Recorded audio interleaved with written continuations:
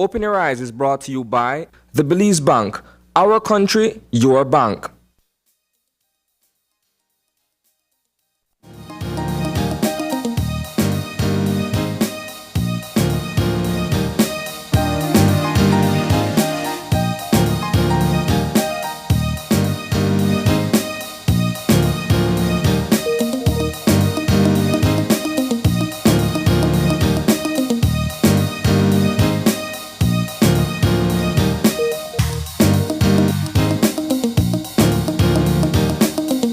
Good morning and welcome to Open Your Eyes. Start your morning right. I'm April Martinez. I'm Gavin Courtney. And good morning, Belize, on this blessed Tuesday, the calm before the storm, as you would have it. It's no surprise that what we will be discussing for the remainder of today will be out here for Hurricane Lisa. It is predicted that it is heading straight towards Belize. And one of the topics that we were of discussion last night on the news when we were talking to folks from the Met Service and NEMO are not just the storm itself and the trajectory that's coming, because of course we'll be having that conversation later on in the weather and with our guest this morning, but more so to be wary of minute things. So Tropical Storm Lisa is predicted to be here in the course of Wednesday afternoon to early Thursday morning. That is the prediction, more or less. It is not clear as to where the eye will be just yet. However, they're saying that with the predictions, it might just hit Gales Point and that's south, but the entire country will be affected. Yes, as April said, the entire coastline is under a hurricane watch. And so that means that any areas on the coast and actually any low-lying areas, people in these areas should really take heed and make sure that they're up to date with the most recent information from the National Meteorological Service, as well as the other agencies that are responsible for management of emergencies and natural disasters like this. So if you are living in a flood-prone area, if you're living near the coast, please take as much precaution as possible, because as we know and as we have experienced in the past, the greatest danger from hurricanes, apart from the strong winds, is definitely the storm surge and the impacts of heavy flooding, which can occur from the surge and from the amount of rainfall that we're going to be expecting as well. It's just a small reminder to our folks that are listening at home that we didn't experience Julia directly, but if you ask the people from the West, they experienced the aftermaths with the heavy floods that were affecting those in the western part of the country. And it's just an indication and a warning for everyone at home that even though it is affecting the coastline, even if you are in central and in the far west, be wary and mindful that these strong winds will be affecting the entire country. Rainfall will be affecting the entire country. So be wary of if your house is near lines, electrical poles, if you have trees around your area, please be cautious of those things. There are small, minute things that people might not be wary of. For example, like Robin rightfully mentioned, the entire area would be susceptible to flooding. We do have 4 great rivers in Belize, so be cautious of those. When it comes to flooding, it can affect their water sources. So, for instance, if you are living anywhere in Belize and you're trying to prepare right now for this hurricane, fill up your buckets with water, make sure you have good enough drinking water for everybody. Make sure that you have filled your buckets and so forth, because those pipes will be affected. Yes, absolutely. And it's always such a I don't want to say a reminder, but I think that we always need to be aware. Of course, we didn't mention in the beginning of the show that of course today is the 1st of November, and that of course means that we are still not out of the hurricane season, Right. you know, which does, it lasts the entire month of November. Yeah. And it just goes to show that these types of events, you can never really, we're never out of the, predict, yeah. exactly, we're never out of it completely until, Yeah. and even after, you know, we still have to be vigilant, especially with the trends that we've been seeing with more storms, stronger storms, Right. with, you know, all of the impacts of climate change. And as we've said several times before, and as people often highlight, that, you know, a country like Belize is one that's going to feel the impacts the strongest and the first, Yeah. when we think about the increase in intensity and number of these natural disasters. It's just, you know, we were talking about it yesterday with Isane, and we were discussing Lisa coming forth, but there's still other activities that are happening on in the western part of the Antilles and so forth. And there's another activity that is taking place right behind Lisa. You know, so as Gavin rightfully mentioned, we're not out of the storm yet. November 30th is usually when we can say all clear for hurricane season. But for now, I believe that the all of the warnings organizations, I believe it was from the Ministry of Education, Ministry of Petroleum and so forth, that they have issued out already the first flag for the warning of the hurricane phase 1 is already out and on its way, which means that you are supposed to be preparing for a hurricane to hit within the next 48 hours. Yes. And of course, that also goes to say that for primary and secondary levels of schools, they will also be closed until further notice, starting today. Yes, that was further to a release by the Ministry of Education, which was released on Sunday, that provided that yesterday, Monday, was going to be the last day of in-person classes, and that the rest of classes would be suspended. And of course, based on everything, based on everything that's going on, please do keep listening for any further announcements in relation to the closure of any offices or businesses, whether that's your your workplace, or whether you need to be going somewhere today or planning to make some preparation. There will be doubtless some early closures or places running with reduced staff. So if you do have to get out and get some make some preparations or get some items, please do so as early as you possibly can. Right, and of course, right, so the hurricane flag signals, I apologize, it's red 1 watch. It is the second phase. We are in the second phase of the hurricane watch within 48 hours. And, you know, I can speak for the University of Belize, where we have officially canceled class until after this storm is out. And we had tried to go online, but we are aware that some of our students will be living in rural areas that might be affected, and you know, no service, no internet and so forth. They will not be able to make those classes, and therefore for the University of Belize, classes have been canceled until everything is all clear. I believe that Galen University is also going online as well until further notice. So these are just certain notices to keep aware of. If you are in a particular institution, you're not entirely sure, make sure that you keep abreast on their websites and on their Facebook pages for more information. And with that being said, yesterday after we had the first phase warning, you know, everybody in Belmopan began to just rush to the stores, rush to builders, rush to all of these places to get the necessary items, because this is the first time for this particular season that we are seeing, yes, it's coming directly for us, in theory, with a guarantee.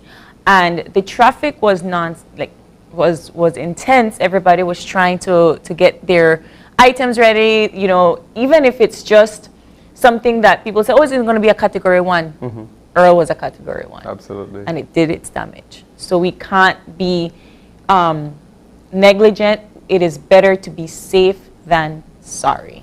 Yes, and one of the important things to notice as well, with on that note, and during any natural disaster, really, we know that, you know, we see both here and abroad, the natural instinct is to want to go out and sort of panic buy. Yeah. And of course, we want to make sure that you're being prepared as possible. But, you know, if it is that, you know, you have taken your steps earlier, and if you are more prepared than others, you know, now isn't the time to put yourself further at risk just to sort of get more and more and more. We know that it will cause shortages, and you know, we want to make sure that, you know, you and your family are going to be safe, but, you know, don't, but also not to put others at risk, or your family at risk, just to get more. I like that you said don't panic buy, because another warning was issued by the Belize Bureau of Standards that was saying these are the times when certain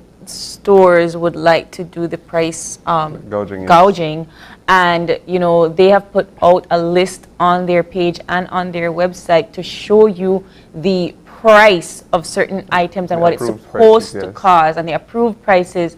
So be sure to check those out before you go and buy your necessary items and equipment. And so that they also are advising everyone to keep their receipts just in the instant that they, you know, the particular store or the area amp up their price, because, you know, capitalism is real. So we want all of you to heed that warning, to make sure that you are buying carefully and responsibly, and of course we want to hold everybody accountable. But with that being said, and speaking of accountability, when we're warning persons that are living in and around the coast, the islands in particular, to please be prepared. Minister Paris, we had spoken to him last night, and he said that the islanders are being prepared. I still am vigilant for people to please, you know, evacuate if you can. If you're living in an area that is not safe, please evacuate. For coastal areas, particularly in Gales Point, please, if you have a place to stay and you have contacts for particular shelters, please evacuate. We know that that places like Monkey River and so forth, please evacuate. And of course, now we're going to hear from our folks at the Met Service for a weather update. Good morning. Hi, good morning. How are you, Crystal? I'm okay. You're okay? We are right out this hurricane together? Yes, of course. Okay, so can you give us the update for the general situation? Okay. Mainly fair weather will prevail today, with conditions gradually deteriorating starting tonight as Lisa makes its approach towards the country. How is that going to affect our 24-hour forecast? Right. Sunny with some cloudy spells today, and then cloudy at times tonight. Isolated showers and thunderstorms will occur mostly over northern and inland areas today. Then activity will increase starting offshore and along the coast tonight. Okay. And the winds? Okay. The winds will be from north to northeast at 5 to 15 knots today, with sea conditions being light chop to choppy. Then from the north to northwest at 10 to 20 knots tonight, and seas will become moderate to rough. Wow. Okay, please note that a small craft caution will go into effect tonight for gusty winds and rough seas, and this will be upgraded to a small craft warning by tomorrow.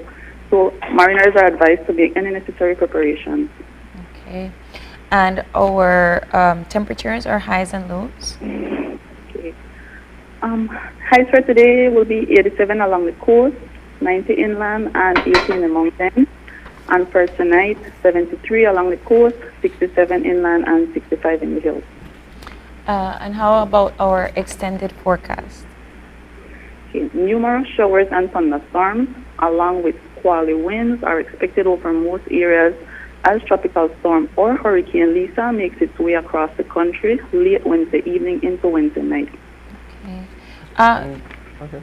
And when do we expect to start feeling the first sort of impacts from Lisa?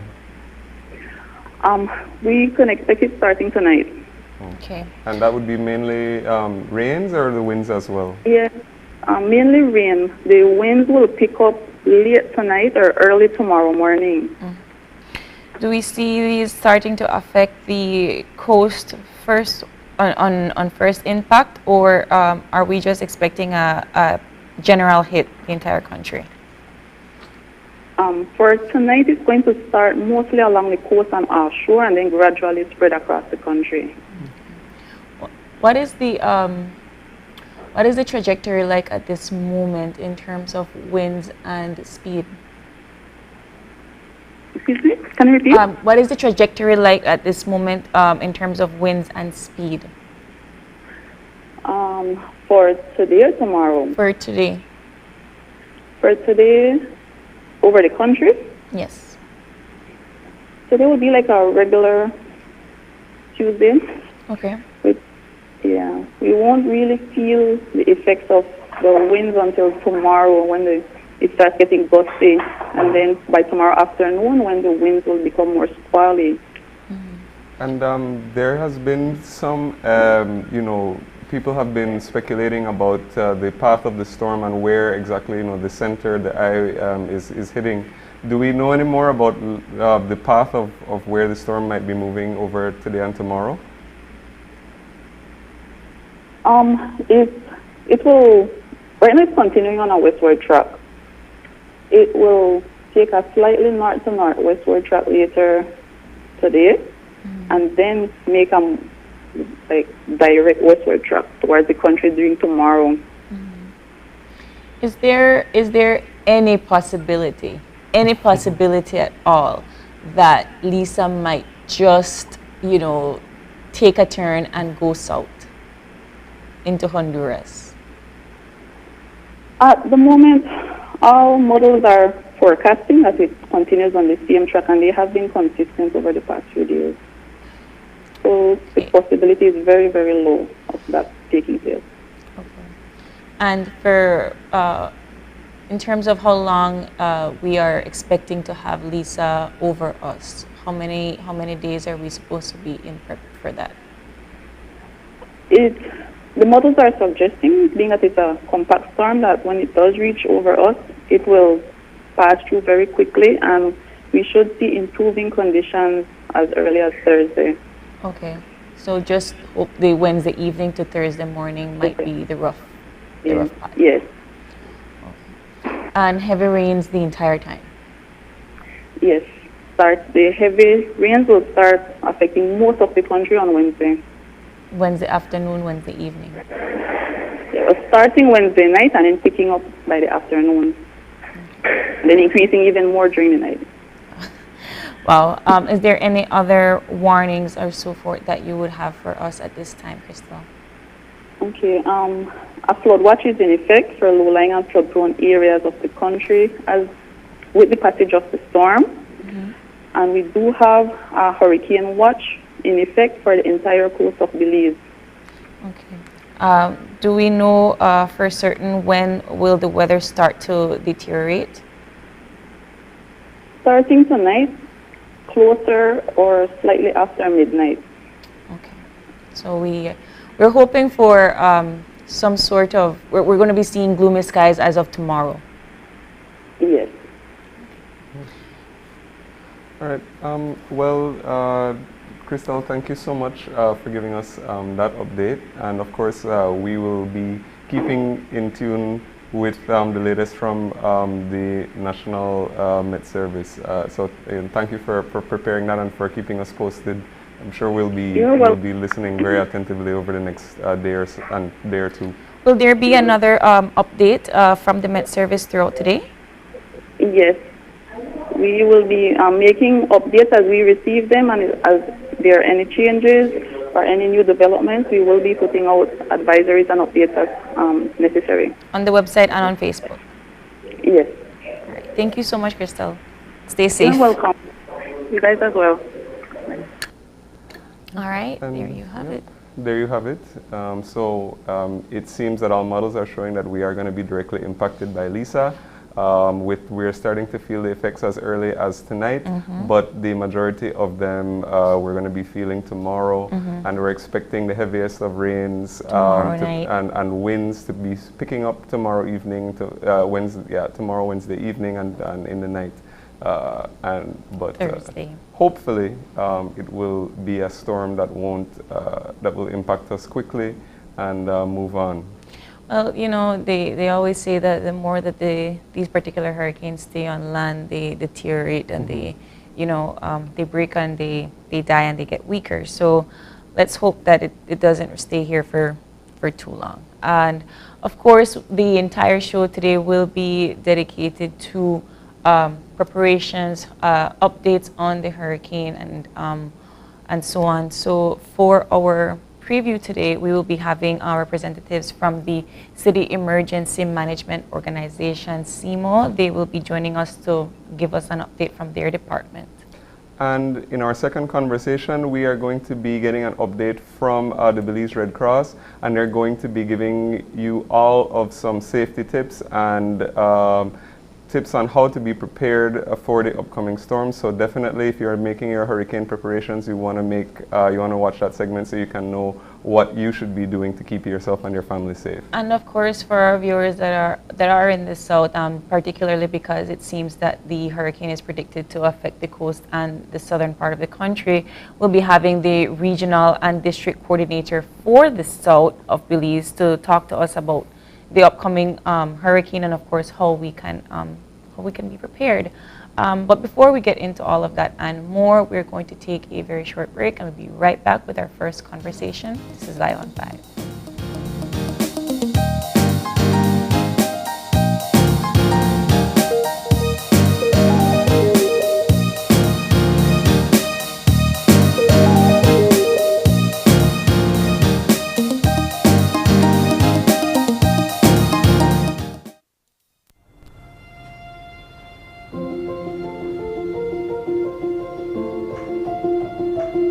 I will be there. Thank you so much. Why are you so excited? Let me tell you a secret. I just got off the phone with Santa.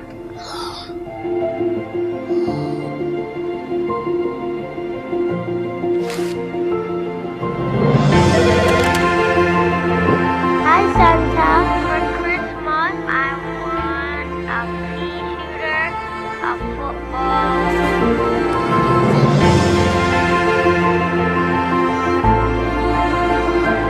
iPhone and a makeup for Christmas.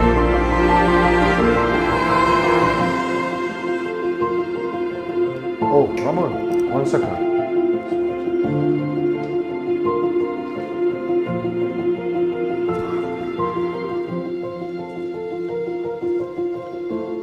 We just learned that Santa's phone number has just been revealed. The number is 227-7132.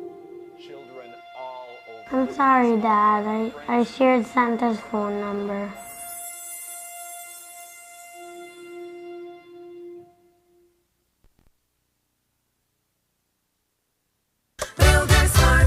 Welcome to Builders Hardware, end of the year mega sale where you can certainly get what you are looking for. That's right, we're cutting costs and slashing prices across the store.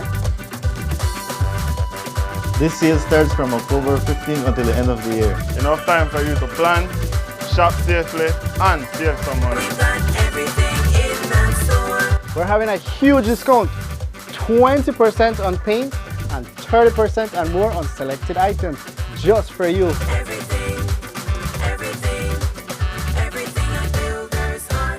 Come and visit us in Belmopan. We have quality, variety, quantity, and service with a smile. Builders Hardware, end of the year mega sale from October 15th to the end of December. We think our customers are awesome. Builders Hardware. Builders who build with a passion and skill. Go to Builders Hardware. Everyone, including our elderly, needs to stay connected with their loved ones. With Smart's Golden Citizen broadband program, senior citizens can sign up for 10 megabytes of unlimited internet at a low monthly cost of $25. Citizens over 65 can sign up with a valid ID and receive free installation plus 1 month free on selected broadband plans. Visit a smart showroom near you for more information on how you can enjoy Smart's Golden Citizen broadband program. Smart, bringing people together. Great Belize Productions Channel 5, proud winner of 9 Caribbean Media Awards for 2021. Best Investigative Report, Best News Item, Best Coverage of People with Disabilities, Best Financial Literacy Journalism, Best Videographer, Best Television Commercial Spot, and the People's Choice Award, with 2 special mentions for Financial Literacy Journalism. Are you looking for low-cost television advertising? Have we got a deal for you? Advertise on Channel 5's Daily Classifieds. Channel 5's Daily Classifieds is one of the most effective methods for introducing yourself and your business to the community. Use our Daily Classifieds to recruit employees, promote specials, promote your products or services, promote a business opportunity, increase traffic to your website, and advertise items you have for sale. Let us help you to save valuable time and money. Call us today at 280-0013 or visit us at our offices on Coney Drive to discuss how we can help your business grow affordably. Channel 5's Daily Classifieds. Advertise today.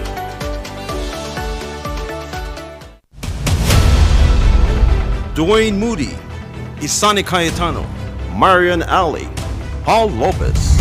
Your News 5 Belize teams do whatever it takes. Go wherever they need to go, so you can catch the story wherever you are, whenever you want, on whatever device. Channel 5 Belize on television, Facebook, Instagram, and YouTube. Because news is now everywhere, all the time. And so are we. Whether you're at home, on the road, at work, or at school, if you see news happening or suspect that something might be up, call or text the Channel 5 News Belize tip line at 672-5555. You don't have to give us your name, just give us the tip. That's 672-5555. Call or text us so we can check it out. And we'll be back in a few, so stay tuned. Thanks, Jen. Hey there, we know you have to head out to work shortly, but don't forget that you can stay tuned by watching us on our Facebook live stream. Find us at Open Your Eyes BC, and you can continue watching there. You can also download Facebook Watch on your streaming device, and you can watch at your own convenience. And for all the behind-the-scenes fun, follow us on Instagram at OYE Belize. So, find us and follow us today.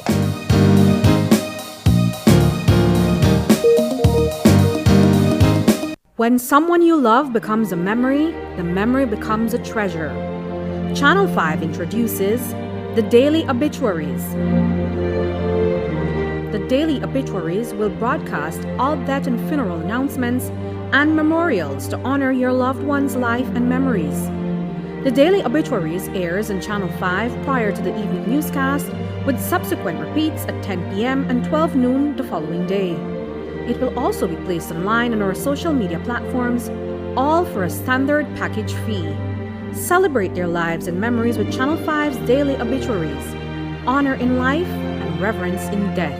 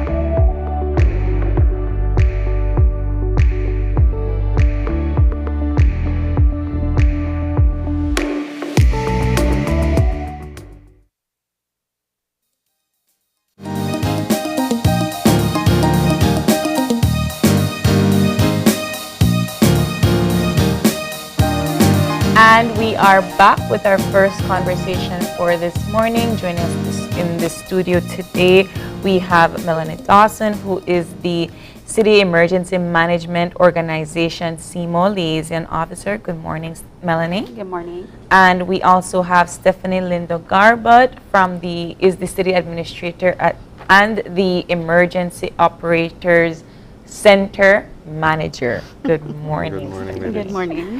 How are you, ladies? We are doing great, I should say, despite everything. The situation. I'll start with you, Melanie. Let's talk about the overall preparedness operation for the city. I know you gave a small interview last night, but I want to go in detail in terms of how you all do natural disaster preparedness management. Okay, so when it comes to preparations for the city, what we do is, to prepare, beginning from the hurricane season done last year, we start preparations December. We start with trainings, and then with that, we update our hurricane plans, our flood plans, tsunami plans, and all our different plans for the city. Now, when it comes to during the hurricane season, that is when we know if what we have into effect will be effective for the city. So like right now with Tropical Storm Lisa, we've gathered our plans together. When it comes to preparation, we've listened to the press conference yesterday while having our emergency meeting at City Hall. And then from there, we went into our planning phase along with the city administrator, who is the head of the EOC, the EOC manager.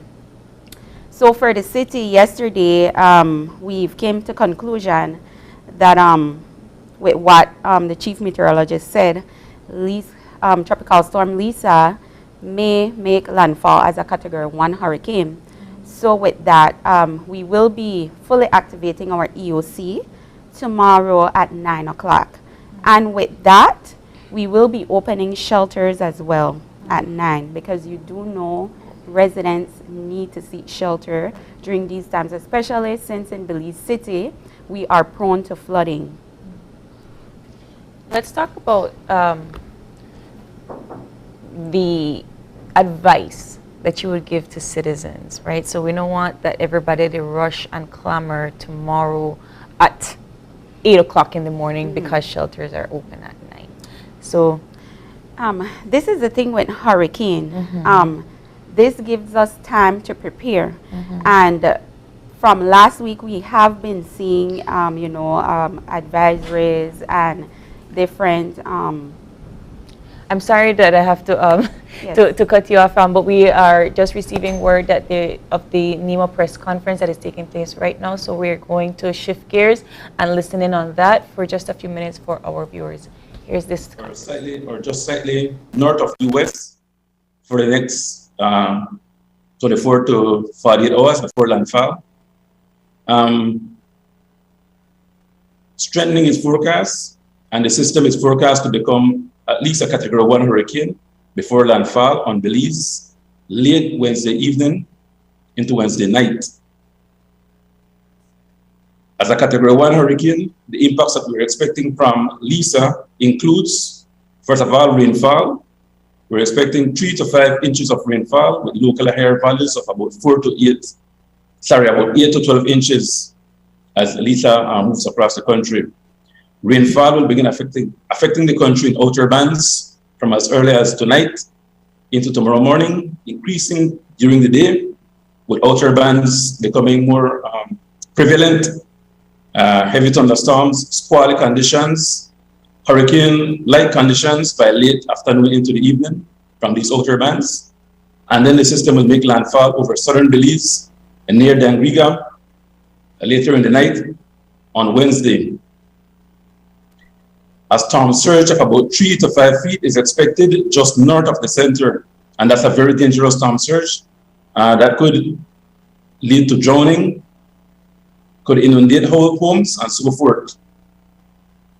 In terms of winds, a Category 1 hurricane carries winds of about 74 to 95 miles per hour, The system is expected to come in with sustained winds of 80 miles per hour at the moment, but gusting, of course, to above that value. So certainly, wind is a significant hazard that will damage homes. Some structures will be completely destroyed, depending on their the type of structure that you're talking about. Roofs can be lifted. So certainly, this is a storm that we need to take serious as it approaches us. The rainfall that I mentioned will lead to flooding, localized flooding over low-lying and the usual flood-prone areas of the country, including Belize City. Flash flooding over the mountainous terrains, especially in the south. So certainly, those are some of the hazards that we're expecting from the system. I think I have mentioned everything. If there is anything else that I need to say, I will take them in the questions and answer section. Thank you.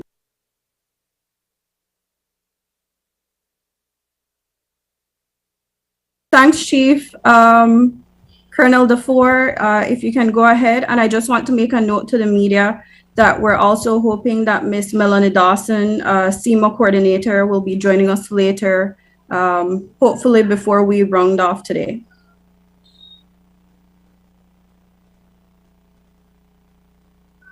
And you need to unmute your mic, Colonel Dufour. Morning, everyone. Thanks, Chief Met, for setting the stage for us. You know, we are being faced with a tropical cyclone.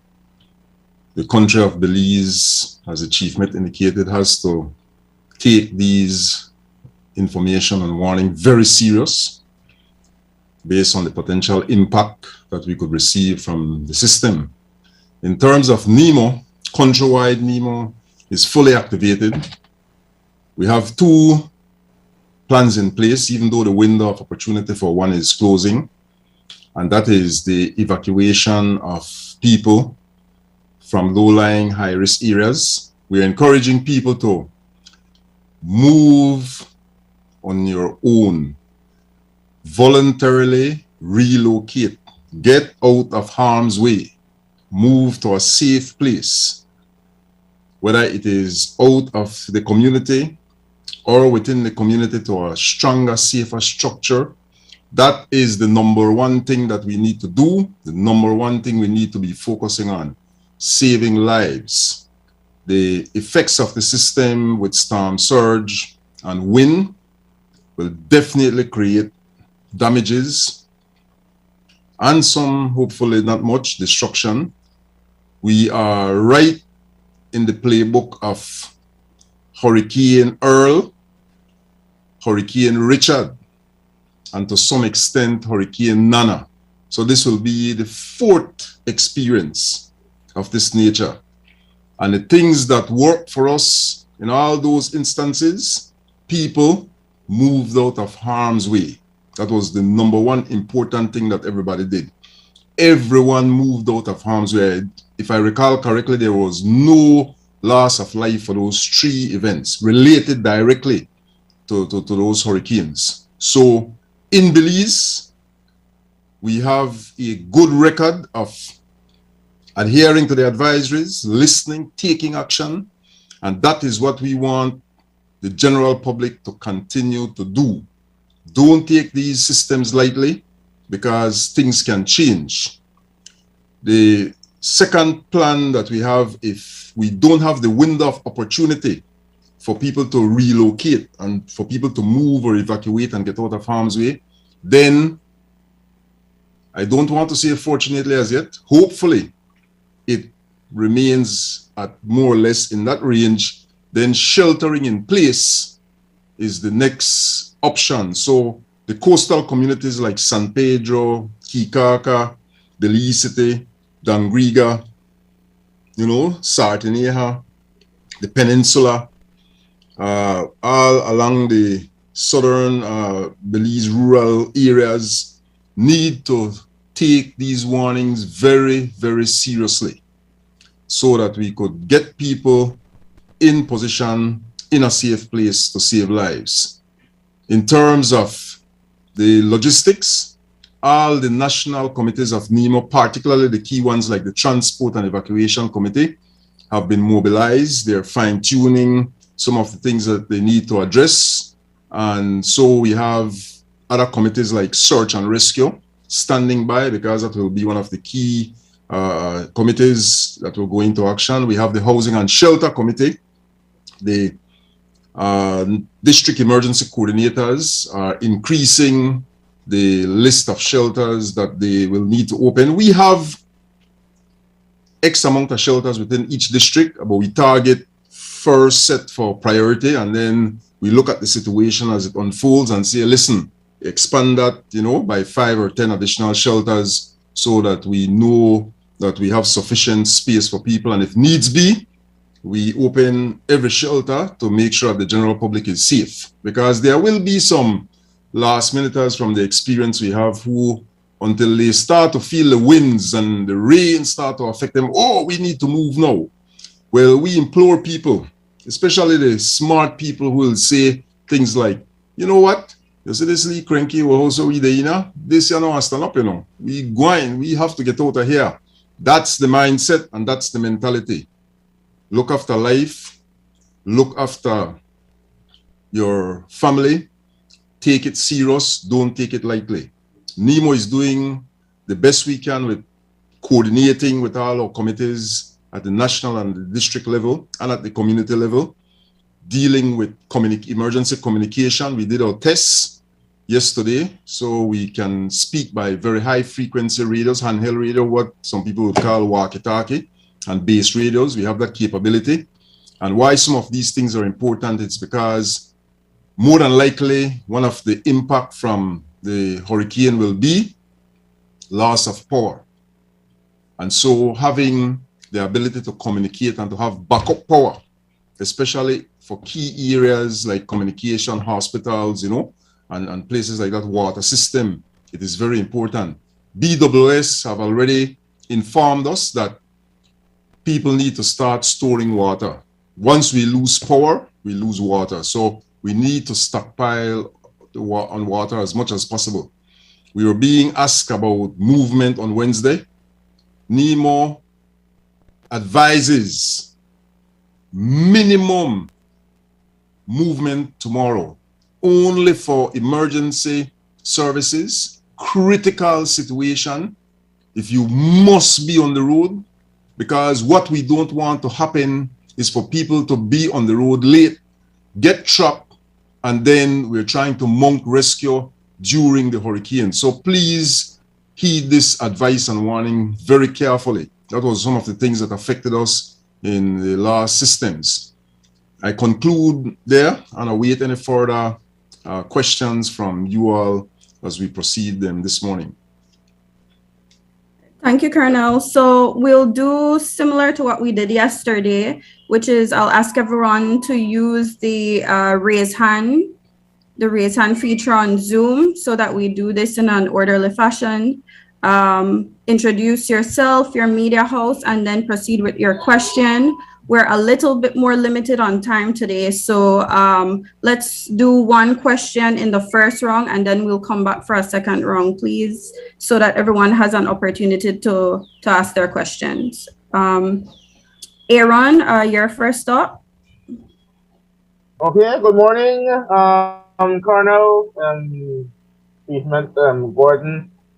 Chief, I'll ask you, you are now more prepared to see what the cone of what the area of landfall is, and that's more than likely between the city and Riga. What has changed in the intervening hours for you to be able to make that prediction? And do you expect any changes, obviously other than intensification, between now and landfall that may change that calculus? Yes, thanks, Aaron. Certainly, as I mentioned yesterday, as the time window, as what I referred to it, or the proximity to landfall becomes closer, or the time's nearer, we have more confidence in what the models are saying. And two of the very reliable models that we look at are converging around that area. So that is why we're able to now say that the landfall location will be around that area. But as I say that, I must remind the public, as I did yesterday, that where the center makes landfall, you do not want to focus only on that area and ignore the other parts of the country that will be impacted by the system. Tropical storm force winds extend 105 miles from the center. Likely when the system becomes a hurricane, the hurricane force winds may extend probably about 25 miles from the center. So certainly we're not focusing on one point when we talk about a landfalling system. And of course, rainfall will occur well away from the center in rain bands, squally weather conditions, gusty winds, microbursts like we saw in the case of Julia can occur far away from the center. So we discourage persons from focusing on that exact center of landfall, as we always do. And also, very importantly, we have seen it happen before, and there is no reason why it couldn't happen again. There could be a slight deviation from that particular location that can lead to devastating consequences. So only a slight nudge to the north will put Belicity in very severe, as a very severe position. So although I'm mentioning the location because it's out there in the media, we want persons to be aware and to be prepared in all parts of the country. The cone and the hurricane watch that we have in effect actually is for the entire country of Belize, and that will likely be upgraded to a hurricane warning later today. Thanks very much. You can go ahead, Marcel. Good morning. Thank you, Marcela Maya, Creme News. So there has been a change in expected rainfall of about a couple inches. Is that expected to change further as the system gets closer and we know more about it? Thanks, Marisol. That's a distinct possibility as we get more information and as the forecast is forecasting weather is like forecasting anything. The closer you get to the actual event, the more accurate it becomes. So certainly we expect that as we get more information and the models are updated, we're able to predict more precisely the amount of rainfall that will occur. And certainly you're right.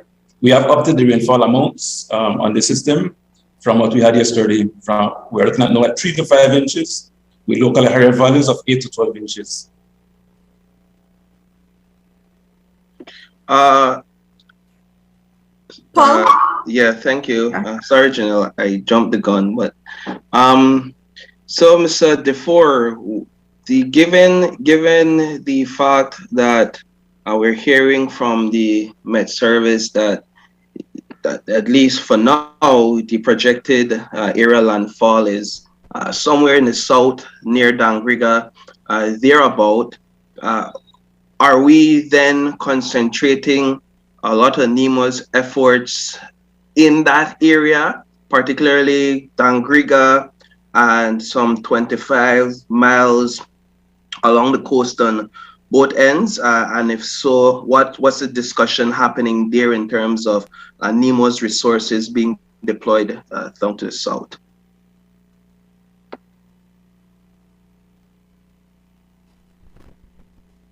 Colonel DeFore, you're muted. Sorry, yeah, we have been looking at this threat to Belize in terms of where it will make landfall or possibility of making landfall, yes, but the entire country has the same level of readiness in terms of mobilization and coordination, response, and getting ready to embrace landfall. Indeed, the Belize, Stan Creek district, more attention is being focused on those areas. So we have looked at things like opening up more shelters. That is one of the key things, because as you get the area of impact, narrowing down, you want to then ensure that you have the adequate resources in place. And fortunately, as I said, we went through this with Nana in 2020 September. So we're just going to have to look at expanding, what resources we deployed and we utilized for Hurricane Nana in September 2020. And so the discussion is, one, get people to safety, don't panic.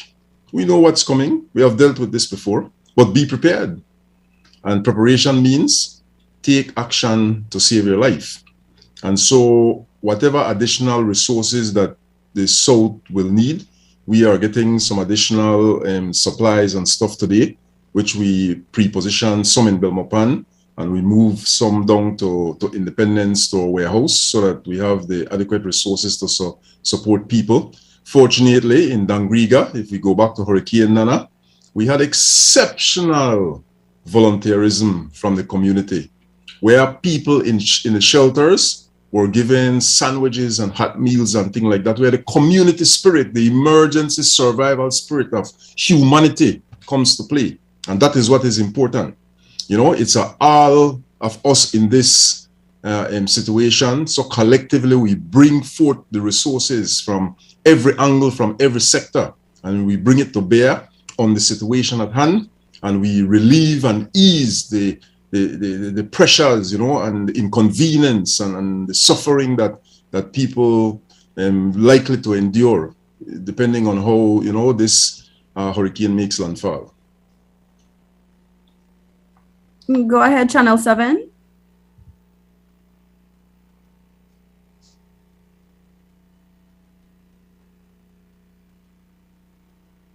Sono. Okay, we can move ahead to Love FM for now then. Morning, Mr. Gordon. Troy Gab here. The morning show. The morning show on Love FM. I'm here with Ernesto. Two-part question. The issue of transportation, we know that many of the public transportation are going to be shutting down at some point in time. Will there be some sort of mandatory evacuation maybe put in place, simply because some person might have that level of reluctance in moving? Is there going to be a cutoff time?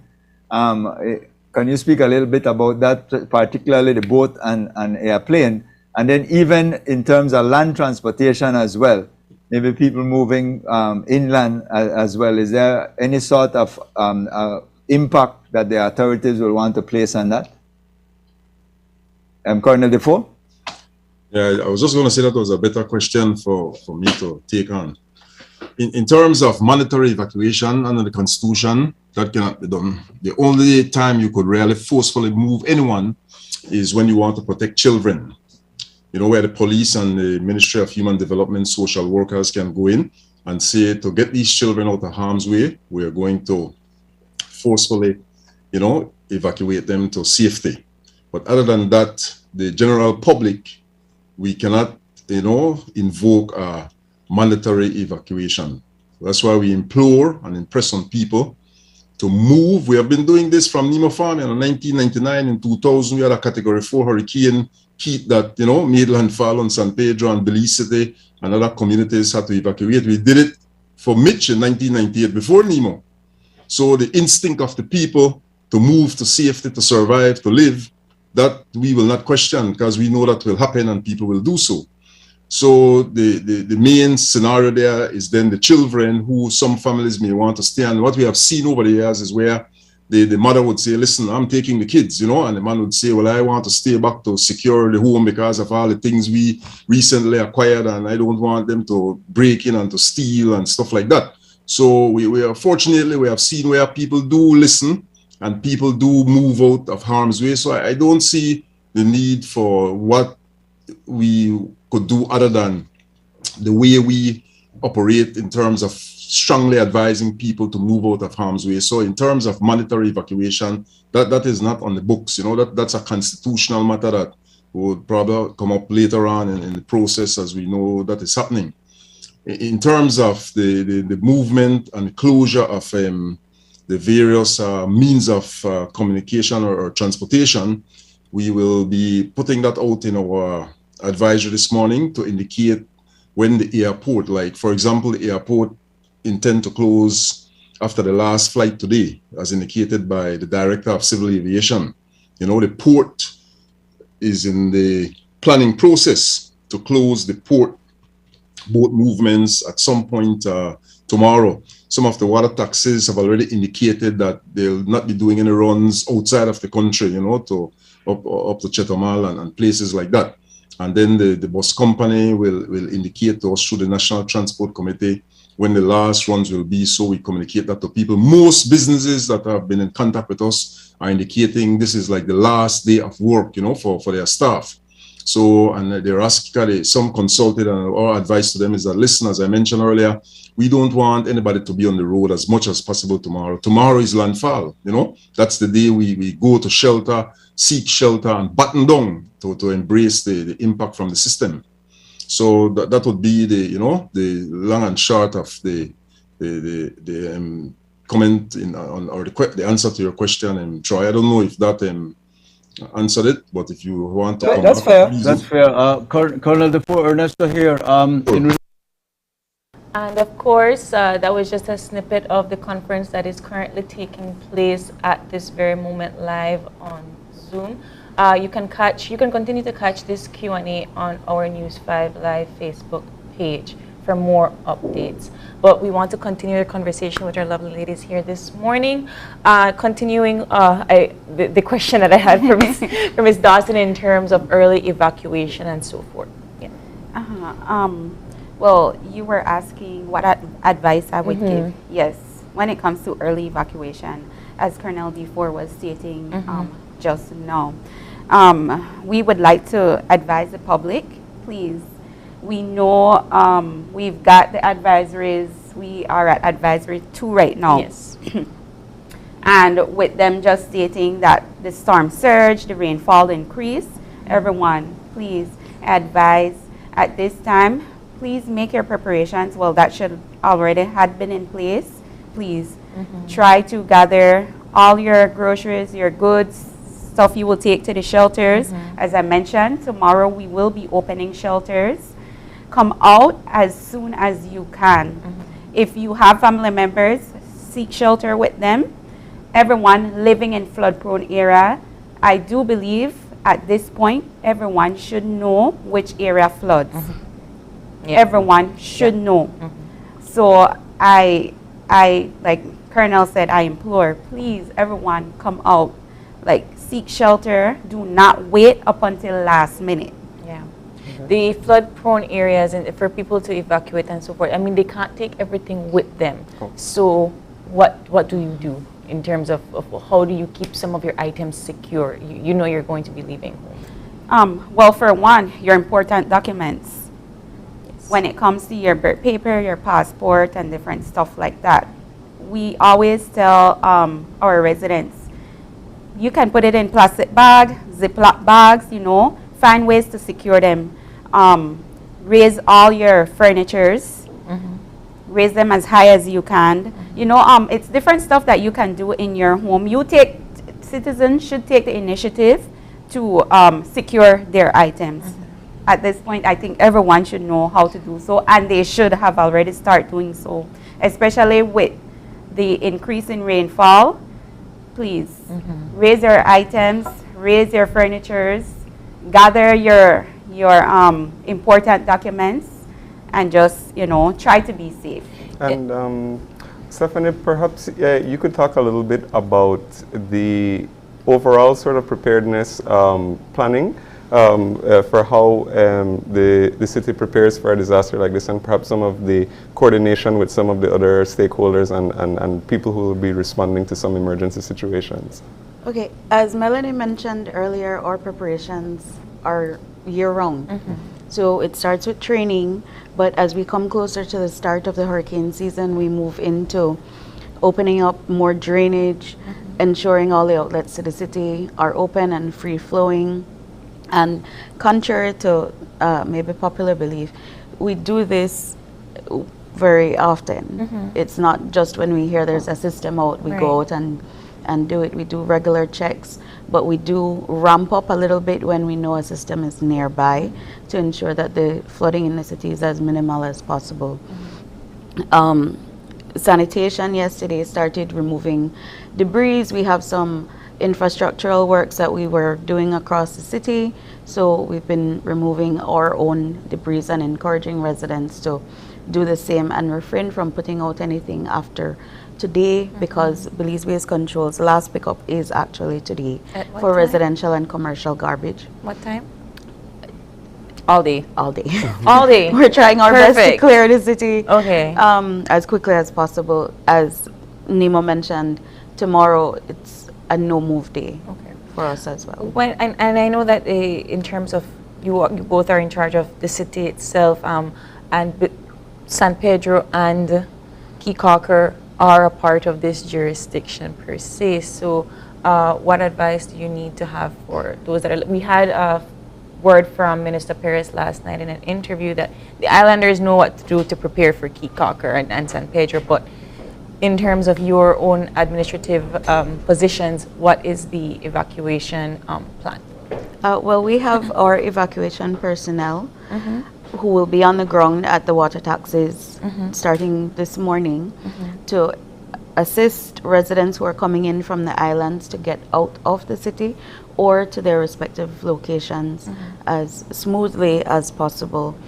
You know, crowd control, ensure there's not too much traffic congestion, especially in a tight area like the water taxis.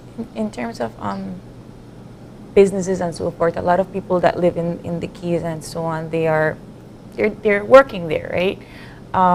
Do you advise certain businesses or companies to close at least for a particular time so that people have time to evacuate? Well, that would be a bit outside of our scope, but the first release from the government yesterday made it very clear that you are to release your workers with enough time for them to be able to put their disaster plans in place. For us at the council, we are releasing our staff after midday. We will be open to meet any needs that the public may have up until that time, and then we have our shutdown protocols that go into effect. Oh, sorry, I didn't mean to cut you off, but and if for people who are looking to get information in the city, you know, where can they where do you suggest that they find any necessary updates that they might need to go, and you know, if they need to contact, for example, to find some more information about perhaps evacuation routes, where should they look for that sort of information? Well, we always advise that you stay in touch with the advisors coming from NEMO and the Met Office. But of course, here at CMO and at City Council, we ensure that we share all that information on our Facebook page. And that includes the evacuation routes, the shelters for each constituency, the emergency contact numbers for CMO and for NEMO. We've been sharing tips, updates on office closures, so our Facebook page is quite loaded with relevant information. Yes. And do you do a lot of collaboration with other with the other stakeholders, such as, well, NEMO is one, of course, but of course there's other first responders such as the police and things like that. Do you? Well, the stakeholders are our main partners. I mean, without them, we cannot get anything done for the city. Whenever we activate our EOC, a member of each stakeholder will have a representative there. That includes Belize Red Cross, the police, the BDF. It also includes subcommittee members from the national side and CMO's side. So, I mean, it's a great collaboration, and that is how we get the work done for the city. Okay. When it comes to these particular stakeholders in terms of the fire department and the police department, I know we always say move before. We always say that, but there is always a situation where somebody decides to evacuate later and then things happen. What are the plans for those types of situations? What are the emergency to call and so forth? We hear people on the radio sometimes asking for help. What should they do? Well, if we should get any reports of anyone seeking help at last minute, this is where our search and rescue subcommittee comes in. And this consists of the BDF, the police, and the Coast Guard. I forgot Coast Guard. And if needs be, we go out and we assist them with help. Ladies, I mean, we had the press conference, and so we are completely out of time, but any last words for our viewers, please? Simply to implore everybody to stay updated with all the advisories that are coming out from NEMO and the Met Office. Continue to monitor the storm. Things can change very quickly. So not because one advisory says there's no change in strength or speed, the other advisory is going to say the same. Right. And of course, continue to put your plans in place. And we are going to tune right back into this conference, and we will be back with our second conversation shortly. So stay tuned. Actually, a morning show, not a press conference or brief, but the key thing is the lessons learned. When Hurricane Nana threatened Belize in September 2020, you would be amazed to see how the people in Ladyville, Vista Del Mar organize themselves, move out their vehicles and things like that to certain locations and moved out of harm's way from the experience they had. And so we rely on that good common sense, local knowledge, experience that people go through to save themselves and to protect their property. So in NEMO, we rest confident, we just want people to be prepared and not to panic and to do what you have been doing over the years. We're not going to get away from hurricanes. This will be with us to eternity, so we just continue to build on our strengths, learn our lessons, take wise decision, act early, move with a sense of urgency, plan carefully, and we will get through, just as we have gotten through many more in the past. We'll get through many more as we have gotten through those in the past, since NEMO was formed and even before NEMO. I remember as a boy in 1978 when Hurricane Greta, there was no NEMO. And people in my community in Euphrates, Belize City, mess up. Everybody knew where to go, what to do, and we did it. And I'm here sitting today, and so trust me, have faith and confidence in our people. Our people are wise and people know exactly what to do. All right. Thank you very much, Paul. We'll move on to Dion Vanson now. Yes. Hello, good morning. It's Dion Vanson from the San Pedro Sun. I think my question will go to the Chief Met. Here in San Pedro and Kikaka, we have already started to see a lot of people leaving the island in the early boats. But since given the location, more or less where the storm will make landfall, which is in southern Belize, can you more or less? I know it can be the exact information, but what can we expect here on the Keys if the storm continues on this path and it doesn't change? Yes, thanks for the question, Dion. First of all, people who are living voluntarily, we certainly do not discourage that. I know Colonel Lefroy will say that. I mean, it's wise to move. And San Pedro and Kikaka are one of the most, are two of the most vulnerable locations to be during a hurricane. So certainly we don't discourage persons from moving voluntarily. The system is forecast to make landfall a bit further south from your location. So certainly we don't expect you to be in the hurricane force winds if that forecast holds true. But tropical storm force winds will certainly extend as far north as San Pedro. And you will get gusty conditions probably even to near hurricane force possibly. So it is wise to, of course, if you know that you're in a vulnerable location, to take the necessary precaution and move. Also, one of the things that you'll experience is battering waves. You may not experience a significant storm surge, but those waves are going to be quite large, huge and battering and so forth. So certainly sea conditions will be very rough, as Colonel Lefroy mentioned yesterday. So you will not be able to move once the storm starts affecting the country. So those are some of the hazards that you can expect from this system. Thank you. Dion, if you have a second question, you can go ahead. And then I'll invite anyone who has another question. I'll ask you guys to wait, please. If there are any other reporters that have questions, please use the opportunity to do so now, since we'll be wrapping up shortly. All right, Carmelita, you can go ahead.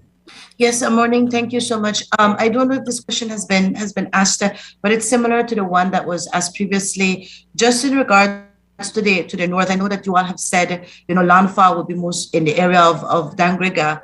But us here in the north, what is it that we can expect in terms of winds or rain? What can norteños expect when Lisa makes landfall or as it approaches the country? Sure.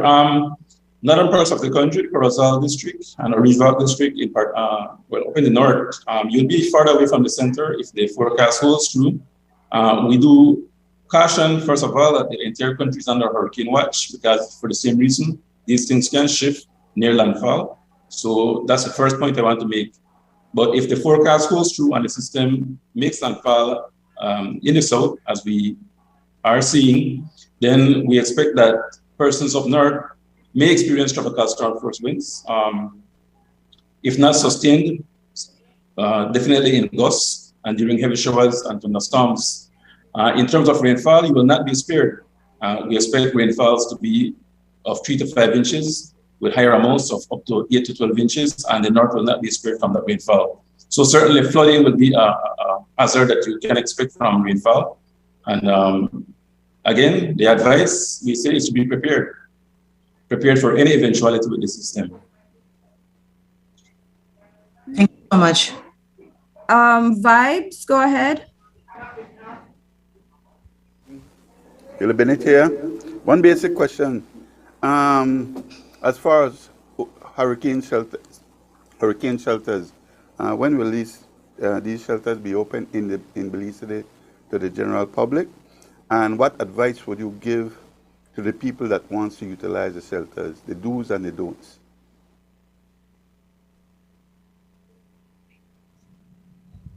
You need to unmute, Colonel. Oh yeah, sorry about that. The shelters will be ready for occupation by this evening, more so tomorrow morning, but the shelters will be open on demand as well, because there are people in different scenarios, different situations. One size doesn't fit all. So we'll make sure that as responsive as we can be for those, out of the ordinary cases to be available and to get ready. That exercise started in certain areas, days ago. And so we just have to fine tune it and be ready and be responsive because of the moving parts, the logistics and everything. So we have to make sure we're on top of that. So we have to push as much as we can to get that into motion and for that to work properly. Because these are some of the challenges, the little pinch points that we could face during these operations. So the next point in terms of do's and don't, well, the shelter has shelter rules, and like drinking and smoking and taking weapons to the shelter and things like that, and bad behavior and taking animals into the shelter, those things are prohibited. The shelter is a human space where people will sleep and protect themselves from the wind and the storm surge, etc. And so we want that area to be sanitized and to be orderly and properly organized. You do want to bring your water. You do want to volunteer to assist and work in shelter management duties to assist the public officers. You do want to coordinate activities for the children, to hold a prayer session, little religious activities for those who are engaged in that, exercise in place type, things. Certain people need to do their stretches and things like that. So there's a lot to do within the shelter on the positive side. The designated area, if people want to smoke cigarette, for example, you cannot smoke in the general shelter area, and you cannot bring your dog and you cannot bring all the items in your home, as we have seen where people, we work hard and it's hard to get things, and we understand that, but you can't bring your big TV and your prize items, and because if everybody does that, then you reduce the shelter space, and then you don't have place for people to sleep and to do the basic routine, because we try to get people in a routine. Fortunately, what we're seeing, as indicated by the Chief Met and the National Hurricane Center, the speed of movement, so if you look at us being 68 miles wide, 14 miles per hour, You know, that system shouldn't be over the country. Well, we're hoping it shouldn't be over the country for an extremely long time. So people being in shelter will hopefully not be for a long period of time. But do bring along your water, do bring along your food. We must could find a peanuts, butter, wali, you know, sonneatan bun. You know, we must could bring something. You know, I was thinking about some of this last night, and I'm saying, if I have a watch, I don't need a watch again. I could sell that and buy some bun and some cheese because I have a phone. The phone tells me the time, you know. So I would be getting rid of certain things which are not priority and generate only amount of $5, $20, $30 cash. This are my survival money. I'm going to buy up some stuff. I go into the shelter. I have to live with my family for the day or two or so that we're in there. No, we want people to get down to the nitty gritty, you know, the roots mentality, the thinking of survival, what is priority, making sure you have your medication. You know, many of us are hypertensive and you know, diabetic and things like that. You know, make sure you secure those things today, and when you go into the shelter or you relocate or evacuate, you have the basic things that will carry you through for, you know, 3-4 days. One of the biggest things that we need to focus on to make sure we have sufficient of is water. You need water for everything, for drinking, cleaning, cooking, you know, sanitization and things like that. So we implore people to make sure you stock up on water, you know, have enough water, because we always have this in training. It rains for days. We're hearing up to maybe 8 inches of rainfall. And then we get a report, we don't have no water in this area, this community, and people are thirsty, you know? We have to have this kind of survival instinct. We talk about, you know, disaster resiliency. Well, this is resilient. You know how well people look after their own survival and their community survival, to be resilient, to be tough, to be able to embrace, you know, emergencies and disaster. This is the era of the 21st century that we're in. And so we're imploring on people to, you know, look at your survival, bring the things you need in the shelter, books to read, things like that. And no drugs and no weapon and no, and things, and alcohol and those sorts of things, you know, are not permitted. No animal permitted. We have seen where people have their pet monkey and things which they shouldn't have stuck in their jacket, bringing them into shelter, parrot, you know, cat. We have seen people with 2 cats in their side pocket in their jacket and things like that. Those things are not, you know, permitted in shelter due to the risk, you know, in terms of animal to human transmission of any disease that those pets may have. All right, thank you. So we're just about over time. We're way over time, but I'll allow the final questions. First, we go back to Paul Lopez, and then we'll wrap up with Sono. Hi, yeah, thanks. I just have my final follow-up question because Camille raised a good point when she asked about the north, and then we have Dion who asked about San Pedro, which indicates to me that while we definitely did focused a lot on the south, I'd want to get a general overview in terms of the impacts across the specific districts. Because what could end up happening is that people may let their guards down as a result of seeing the landfall, projected landfall is somewhere south of the country. So if we could get an idea of what the impacts will be in the different districts, and then outside of that, particularly the Placencia Peninsula. So I will start off by repeating my what I've said over and over. Do not focus on the exact point of landfall. Please, I am begging the public, don't do that. The models are projecting landfall in a particular location. These systems can shift at the last minute, so do not focus on that point. Do not let your guards down, as you mentioned in your question. Please, we have a hurricane watch for the entire country, and we have that for a reason, because we know that these systems can be unpredictable near landfall.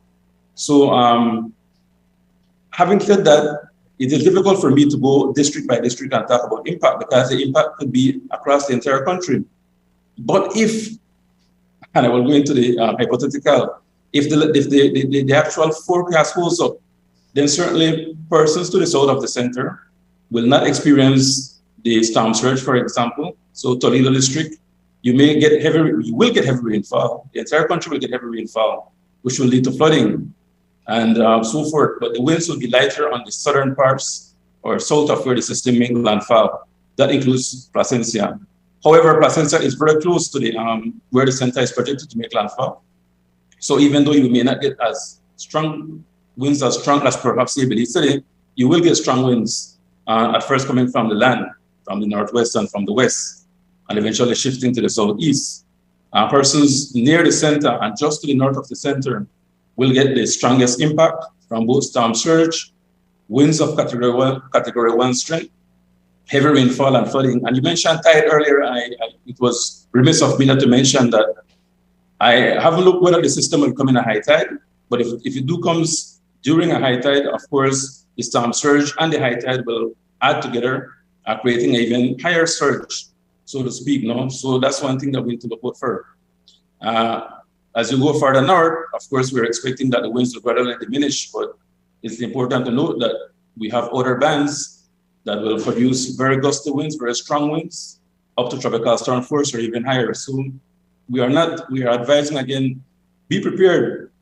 Inland areas, of course, as we do know, once the system moves inland, the winds begin to decrease. However, one of the major impacts for persons in the Kaya district and further inland or Ridgewalk district will, of course, be rainfall. Heavy rainfall, flooding, flash flooding, that can be very detrimental. History has shown us that the highest number of fatalities from these systems is from drowning, not from the winds. So again, we implore persons be prepared across the entire country of Belize. And also to add a little bit there, Chief, is that of you don't want. And of course, we are continuing to keep an eye out through the NEMO press conference for more updates and information on Tropical Storm Lisa. And we'll come back into our second conversation with the Red Cross, how to prepare for a storm like a hurricane. But we'll take a very short break and we'll be right back with that conversation. So stay tuned.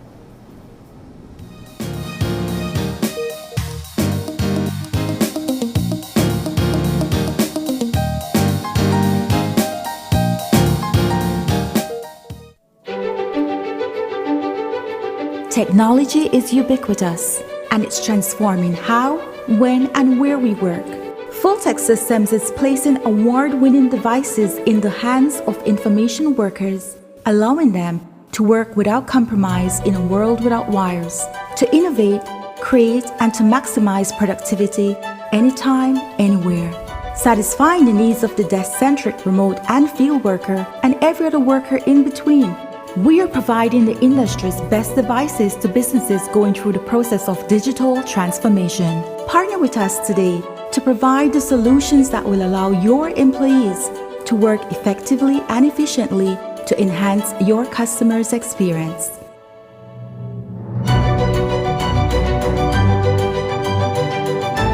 Fulltech Systems, your technology center, where you'll come for the price but stay for the service. The hurricane season is here. Are you prepared? Get the essentials you need to stay safe this hurricane season, such as plywood, tarp and rope, first aid kit, rubber boots, raincoats and rain ponchos, generator, portable radio and batteries, flashlight and kerosene lanterns. Weather the storm with these products and more from Benny's. Quality and savings. Have you heard about the once daily pill that can help prevent HIV? Pre-exposure prophylaxis, also known as PrEP, is a once daily prescription medication that helps you lower your chances of contracting HIV. PrEP may not be for everyone, so speak to your healthcare provider to find out if PrEP is right for you. PrEP does not prevent pregnancy or other sexually transmitted infections, so it's important to use a condom every time you have sex and to get tested regularly. PrEP. It's something positive to help keep you HIV negative. You must be HIV negative to qualify for PrEP, so you need to get tested for HIV immediately before and every 3 months while taking the pill. So what are you waiting for? Talk to your doctor about your risk of HIV and find out if PrEP is right for you. Make staying safe a habit. Step up, PrEP up. To partake in the ongoing PrEP pilot project, which ends in December, visit Matron Roberts Polyclinic or the Belize Family Life Association in Belize City.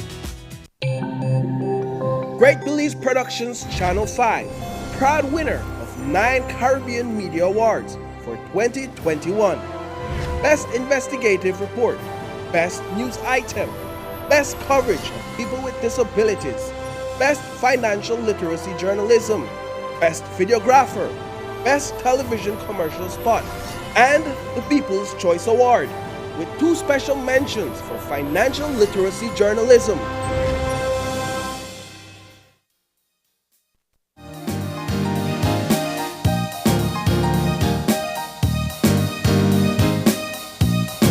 And we're back. And if you're joining us right now, we are just getting our second conversation for the morning started. And as we mentioned before the break, we are talking about hurricane preparedness and storm preparedness as we prepare for the impacts of Tropical Storm Lisa. And joining us in our studio right now, we have the Director General of the Belize Red Cross, Lily Bowman, to talk all about some hurricane safety tips. Good morning. Good morning to you both. Good morning, Belize. Thank you for having me today. Thank you very much for joining us. Of course, a very important and timely message as we prepare for Tropical Storm Lisa. Can you talk a little bit about the work that the Belize Red Cross does in general as we prepare and what the response will be like for after the storm? Okay. The Belize Red Cross, thank God, prepares all year round. Mm-hmm. And that's what we do with our communities as well. So this is kind of the test, right? And this is like the climax of all that training that we do with the communities, with our staff, with our volunteers. So now this is the real thing. Mm-hmm.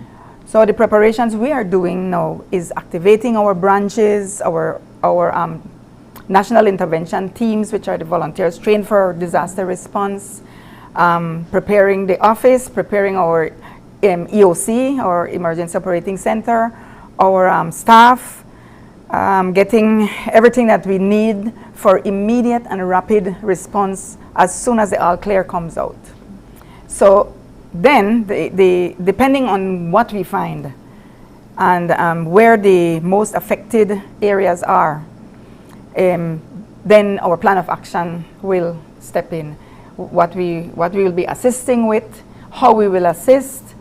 Of course, our role is in support of the national response system, so we work very closely with NEMO and coordinate our movements with them, so we are not walking on top of one another, but yet complementing one another. And then we go from there. I mean, we will find those people that are most affected, and we will help to the extent that we are capable of. We were just we were watching the press conference earlier, and they were discussing different areas for shelters. Can you provide the public with some information as to where they can find a Red Cross in the different districts in Belize? Oh, the Red Cross has an office in every district, 2 in the Cayo district and 2, one, our headquarters here in Belize City. We have an office in Orange Walk. The thing is, I'm not so sure of the name of the streets. Mm-hmm. It's okay. Yeah. I think it's Jabiru Street. I might be mistaken. But yes, there's one in Orange Walk Town. Mm-hmm. There's one in Corozal Town, Santa Rita area. Mm-hmm. There's one in Belmopan, and that's on the Cemetery Road. Yeah. There's one on the Boulevard, corner Joseph Andrews Street Boulevard, in Cayo, in San Ignacio. There's one in Stan Creek in Dangriga. That's the in the Aranda Crescent area. And there's one in Toledo, in Punta Gorda, just across from the hospital on Main Street. Okay. And then we have a group in San Ignacio, in San Pedro, but they don't really have a physical building. But we have volunteers out there. And they are going to be first responding in case that there is an emergency that they're going to do. Yes, sure. They will respond first of all within their own area if their area was affected. If not, our focus turns to, in this case, it seems like down south. So definitely our volunteers will be assisting and strengthening the force that we have there, our national intervention teams and other disaster response volunteers. So we will definitely focus on giving them that capacity that they will need. We're speaking of the south, and of course, as you rightfully mentioned, the trajectory is heading towards there. What is your advice for those in the south in terms of preparedness? Well, I would just be repeating what you hear NEMO saying all the time. Well, they need to hear it more than once. We cannot stress on the preparedness enough. And right now, it's really very late to start preparations. Preparations should really start from the beginning of the season. But we tend to be very lax when we see, oh, Belize is not getting anything. But I believe that we will never stop saying, you know, from the beginning of the hurricane season, pack your bags, get your grab and go bag ready with things that you need in case you need to evacuate. We will never stop telling those that live in low-lying areas you have to move to higher ground. And especially people on the coast, we need to evacuate. But it's all on the guidance of NEMO, right? Whenever they say it's time to evacuate, but then you as a family would know what is safer for your family. Right. So take out your family emergency plan. We always teach our communities about this family emergency plan that gives each member of the family a role to play. So it makes the burden much easier on the family, and everybody knows what they're responsible for. So at the time that they have to move or, you know, take shelter somewhere, they have everything in order. And of course, you know, you take your medication, your special documents, important documents, you take food, you take water for at least 3 days, medication, and you take care of your older people and your children. So the preparedness right now is going to be a frenzy for many. I mean, as already you could see how people are rushing all over the place, buying groceries and things like that. And yes, a lot of times people can't afford to buy groceries that will just sit on a shelf. We have to understand that. But yes, there's still time. The stores are still open. Get your groceries together. Buy water. Water will be very important in case the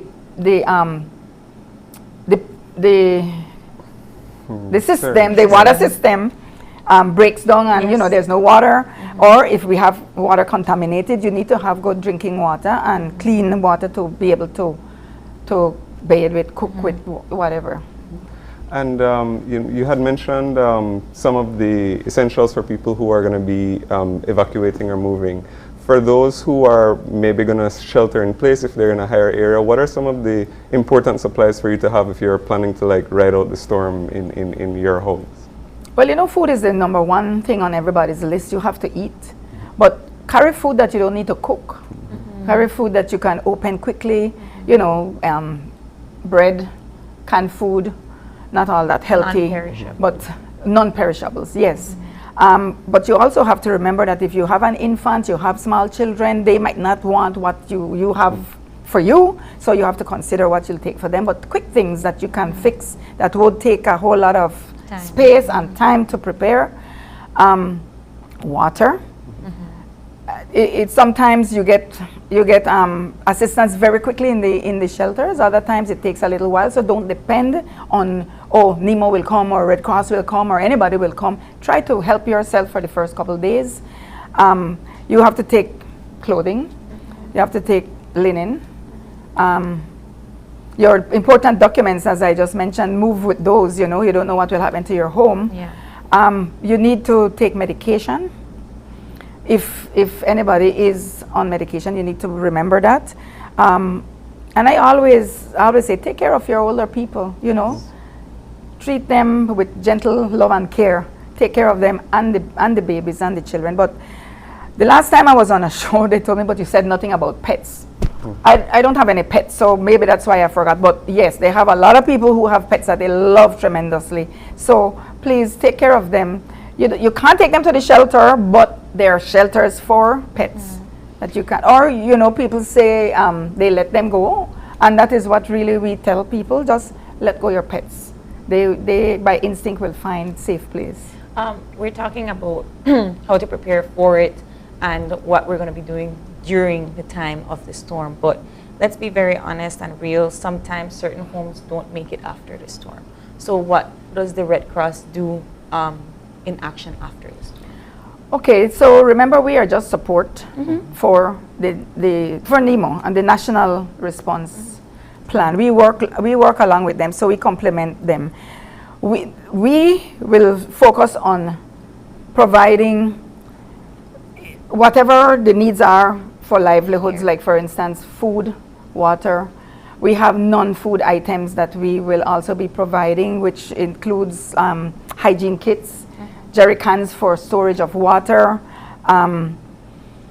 buckets, cleaning, in this case with floods and so, you know, they need their cleaning kits. We hope to be able to provide assistance, some assistance with cash, if the need is there. You know, we have to really wait to see what happens, and that will dictate how far we can assist.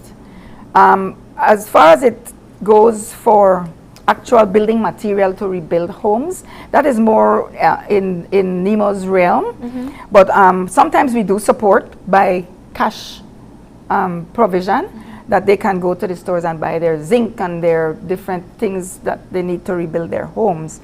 But as I said, right now, those are the things that in the past we have been helping with. But, you know, tarps, blankets, mosquito nets, what else? People look to the Red Cross for medical aid most of the time. Like whenever you want to learn to do CPR or something like that, people look to the Red Cross. Will you all be... That's first aid, not medical, but first aid. Will you all be looking for your volunteers and so to dispatch them after the storm? Well, our volunteers are trained in first aid. Most of them, at least, are trained in first aid. So they will be out there, and you know, they're trained to respond once the need is there. We also have trained volunteers in psychosocial support, and like we did during the COVID response, we had to administer psychosocial support to some families as we go through the assessments and distributions. We identify these needs. So yes, we are prepared to do that if the need arises. Let's talk about the collaboration that Red Cross does with NEMO and with other stakeholders in terms of how you all are assisted to move with NEMO and so on. Who else helps you out in that aspect? Okay, so the Belize Red Cross sits on several subcommittees of NEMO, and so we coordinate with them as to, you know, where Red Cross would be needed most. And so I normally talk directly with Colonel DeFore, and he would say, well, you know, you can go in this area, you should do this area. But then while we're doing that, if we come across through our assessments another area that needs, then I would just tell him, well, we're going this area as well. And, you know, we coordinate the efforts so that we are not duplicating, and so that as many people as many people needing assistance out there, we can reach. So. Okay. And we know that hurricanes or storms in general tend to bring different impacts, such as, you know, flooding or winds or things like that. So if you, you know, for our viewers listening, if you had, you know, any advice for how to prepare, you know, what would you give them depending on where they live? I always think about roofs flying. Yeah.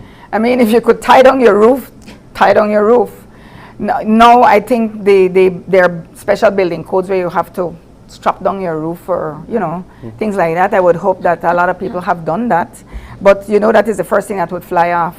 So if there's somewhere there that you can secure that at this late time, you know, do it. Also, I know that especially like us, like me, I live close to the sea. We should really be, what you call, sealing off putting shutters on the wall. Yes, putting shutters on your windows. On your windows to help secure your windows from this wind factor. I hope they have their homes insured.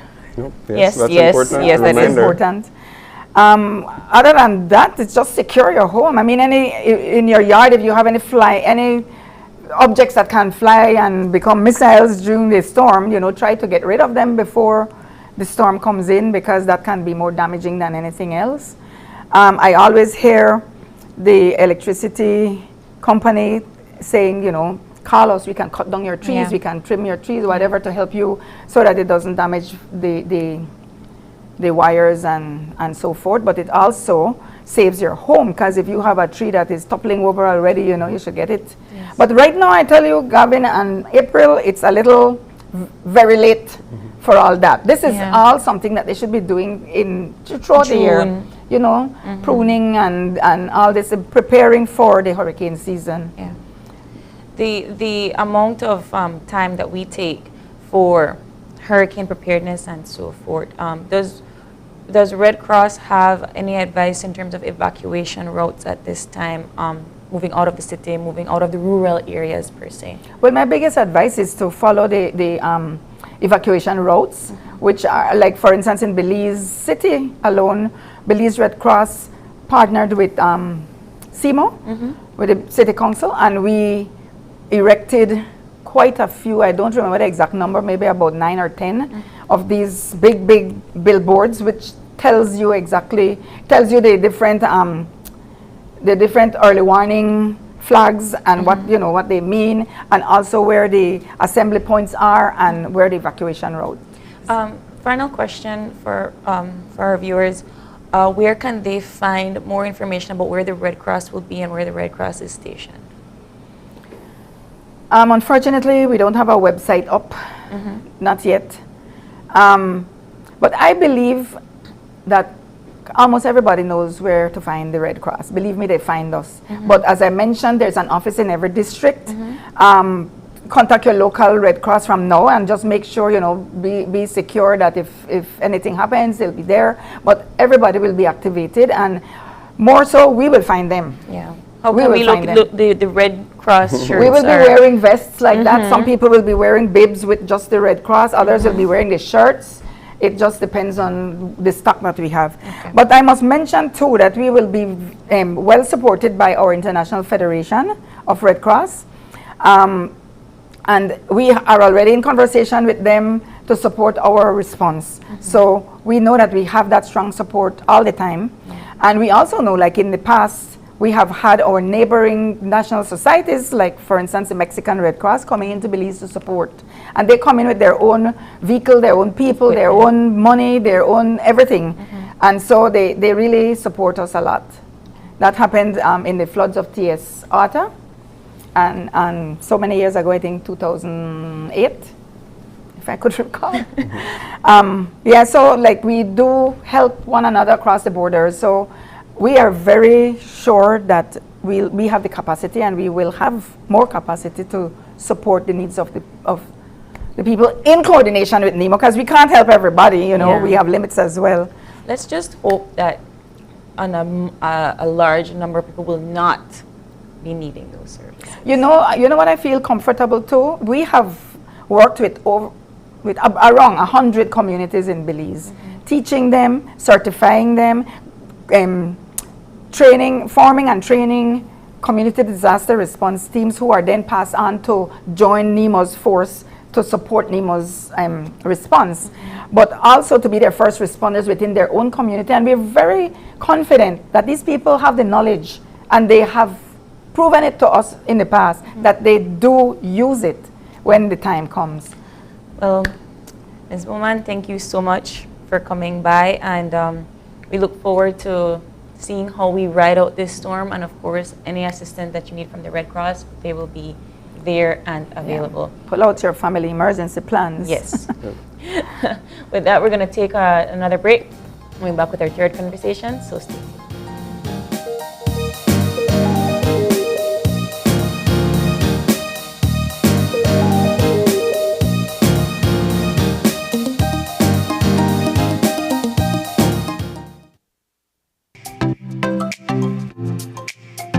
Everyone, including our elderly, needs to stay connected with their loved ones. With Smart's Golden Citizen broadband program, senior citizens can sign up for 10 megabytes of unlimited internet at a low monthly cost of $25. Citizens over 65 can sign up with a valid ID and receive free installation plus 1 month free on selected broadband plans. Visit a Smart showroom near you for more information on how you can enjoy Smart's Golden Citizen broadband program. Smart, bringing people together.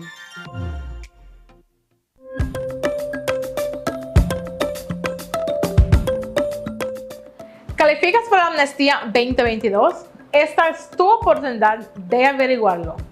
Usted califica si es registrado como solicitante de asilo en el Departamento de Refugiados antes del 31 de marzo de 2020, residiendo en Belice antes del 31 de diciembre de 2016.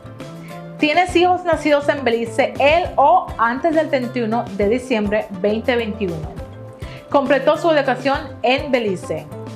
Casado con un ciudadano de Belice por 1 año o más. Viviendo en unión libre con un ciudadano de Belice por 5 años o más. Referido por el Departamento de Servicios Humanos.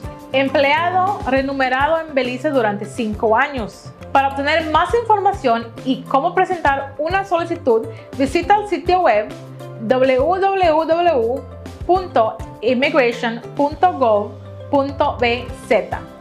Prepárate, el plazo de inscripción será del 2 de agosto al 30 de noviembre de 2022. Amnistía de Belice 2022. Continuemos construyendo Belice juntos.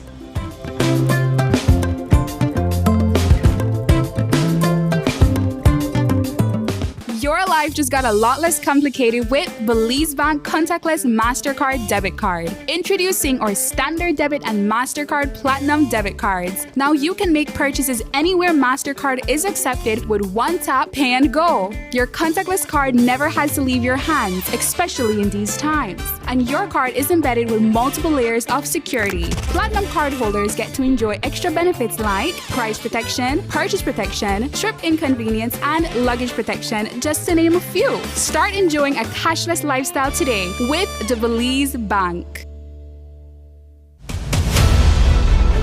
Dwayne Moody, Isani Cayetano, Marian Ali, Paul Lopez. Your News 5 Belize teams do whatever it takes. Go wherever they need to go, so you can catch the story wherever you are, whenever you want, on whatever device. Channel 5 Belize on television, Facebook, Instagram, and YouTube, because news is now everywhere, all the time, and so are we.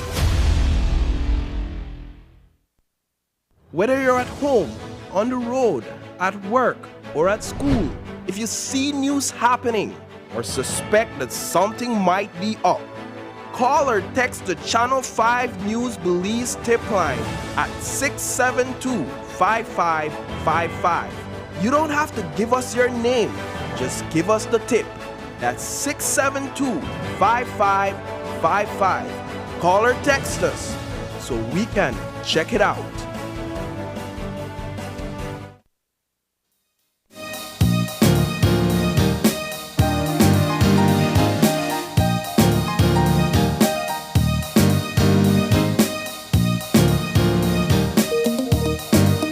We are back with our final conversation for this morning. As mentioned before, it is all about preparing for the tropical storm Lisa that is heading toward us.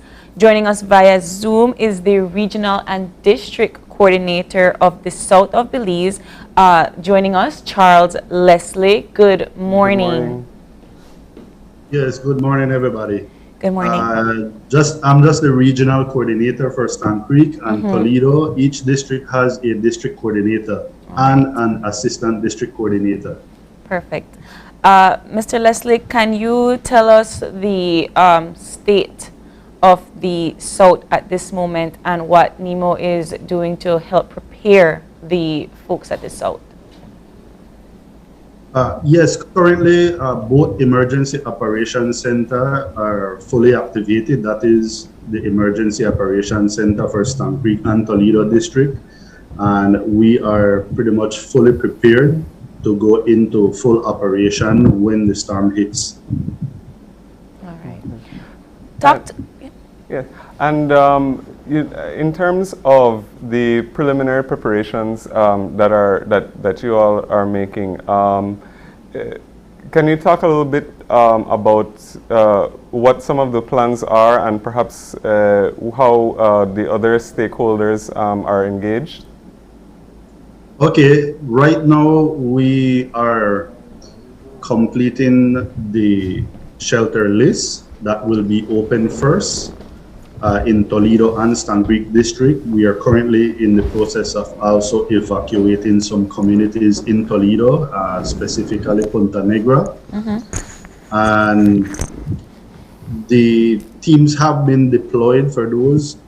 Each village have a village emergency committee, which is headed by the local village council in that area. So far, all village councils have been meeting with their VECs, that's what they call it, the VEC, Village Emergency Committees, and they have been fully prepared, ready to open shelters.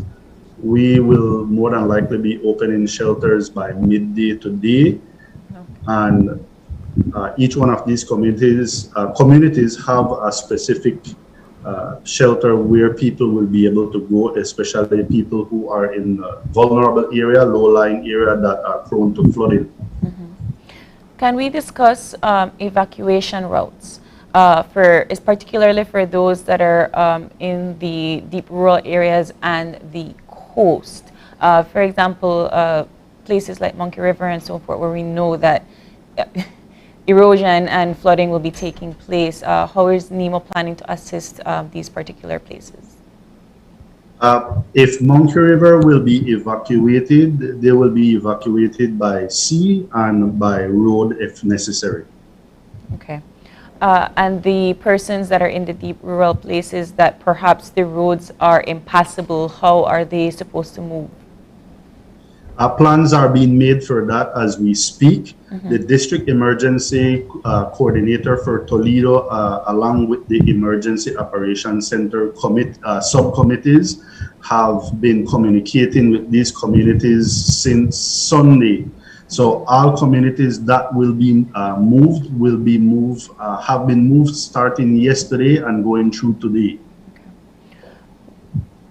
What is NEMO's primary objective at this particular point in time for persons that are in the south and the coast? For instance, people in Belize City and Belmopan and the west are, gathering groceries, gathering items, and so forth. What is the primary focus of the south?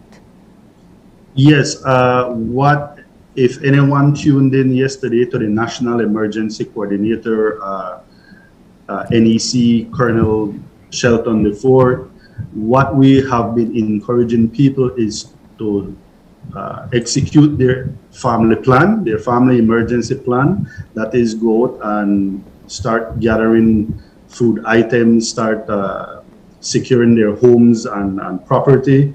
And we always recommend that if you have a family member that you can go to that have a strong home, to go to your family member or friend instead of, because the shelters, we try to keep the shelters open for people who don't have anywhere else to go. And right now we also have our transport and evacuation committee. The important committees right now are transport and evacuation, that is to get people out of their communities to shelters.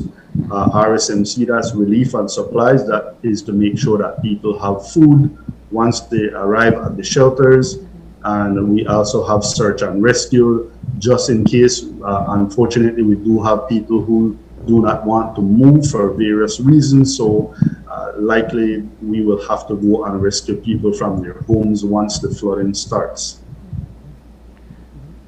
And if people are looking to keep updated with the latest advisories and information, especially in the southern communities, what advice do you have for them, and where should they be getting their updates?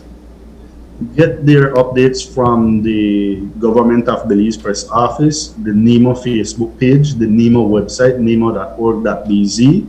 And we also, or each emergency operations center, have an education and information communication committee. And that committee is tasked to communicate directly with each community. For example, in Toledo, we have communication going directly to local leaders, to local radio stations in Spanish, in Maya, in Quechua, in English. So that is something you probably won't see on the National Emergency Management Organization Facebook page or website, because these are done locally. Can you speak to us about the shelters at the moment? For our viewers that are in the South, where can they find their nearest shelters? Do we have an update list? Yes, go to the NEMO.org.bz website, and there's a national shelter list with shelters for every single district. Okay. They can contact me at 610-1733, and we have created a specific shelter list just for Toledo and Stan Creek district. Okay. So you have for Dangrigatong, you have Stan Creek district, you have for Punta Gorda Tong, and then you have for the General Toledo district. And we have shelters, the name of the internal shelter, which is less than 110 miles per hour. And we have external shelters, which is more than 110 miles per hour. What is NEMO's aftermath plan once you have all evacuated these persons to their nearest shelters? Of course, these places will be prone to flooding and other disasters. Can you explain to us how NEMO plans to help after in the aftermath? In the aftermath, we have, once people go into shelters, the RSMC Relief and Supplies take over the shelters, and the shelter housing and shelter management team committees. They will make sure that whoever are in the shelters are fed, they get water, all the necessary items they need to survive. And after the storm, you have the DANA team, which is damage and assessment. This team will then go out along with RSMC to make an assessment of the damage in agriculture, and also for people whose homes have been damaged. So these two committees work hand in hand, and a report is then gathered and then sent to each national committee, and that is then fed into the HODs, and we hopefully that goes to cabinet, where financial resources can then be utilized to assist these people to rebound after a storm. What are the measures for families that are going to be possibly displaced after a while? I understand that there will be help and assistance with them, but where would they be during all of this particular aid and assistance? They will be in the shelters for as long as necessary. What advice would you give to folks that are in the South at this moment? We know that the trajectory is heading straight towards the coast and the southern part of Belize.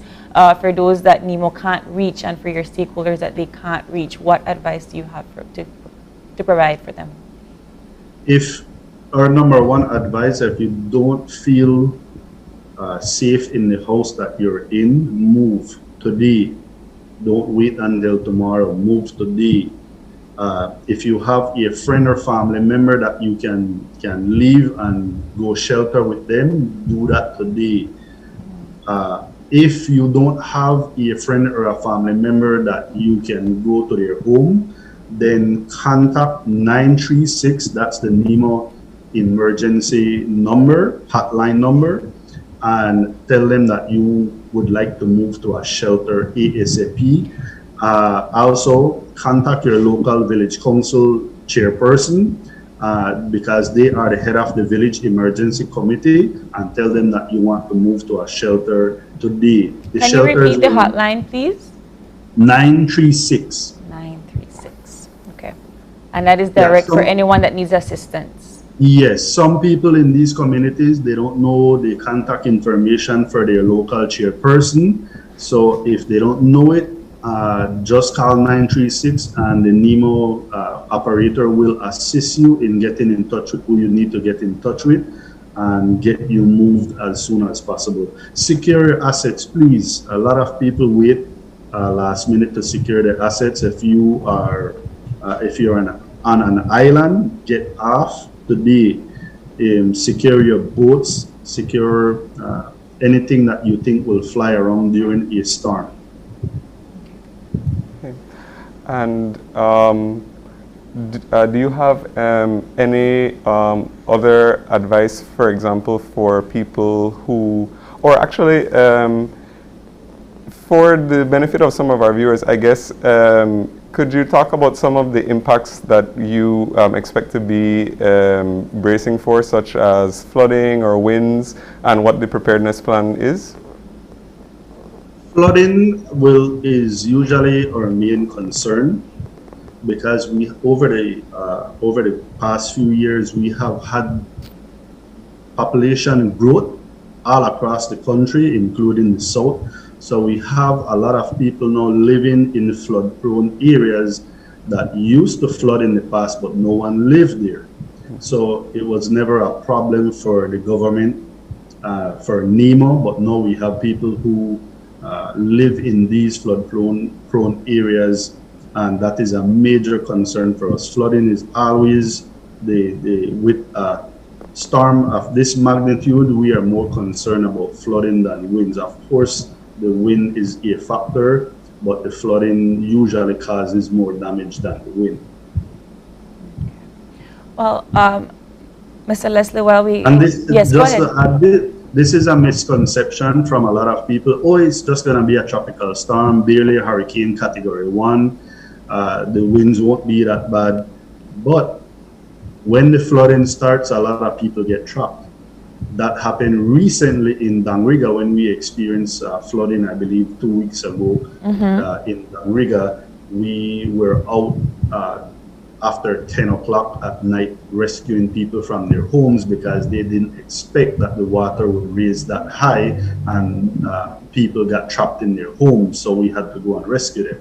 Yeah. So we just want to stress that the winds might not be powerful enough to cause any damage to your home, but if we get enough rain, the rain may cause flooding that will affect your home, and you may need to get rescued by NEMO. And for those who are able to remain in their homes,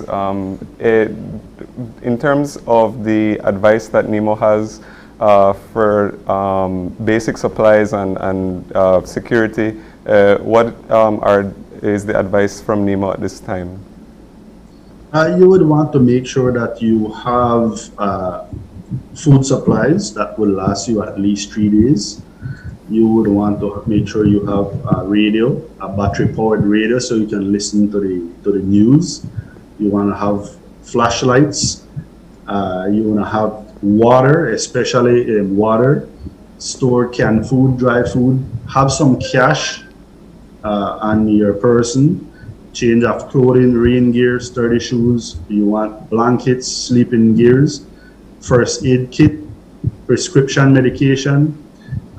You want special items for infants. If you have an elderly person or a disabled person in your family, you want sanitary supplies, toilet paper, feminine supplies, soaps, personal identification documents such as your passport, birth certificate, your social security cards. And especially if you have a pet, a lot of people don't make plans for their pets. Make sure you make plans for your pet and how you will secure your pet during the storm. If you need tips, you can go to nemo.org.bz website, and we have some very good tips there that pet owners can use. Will NEMO be providing any more updates during the course of the day?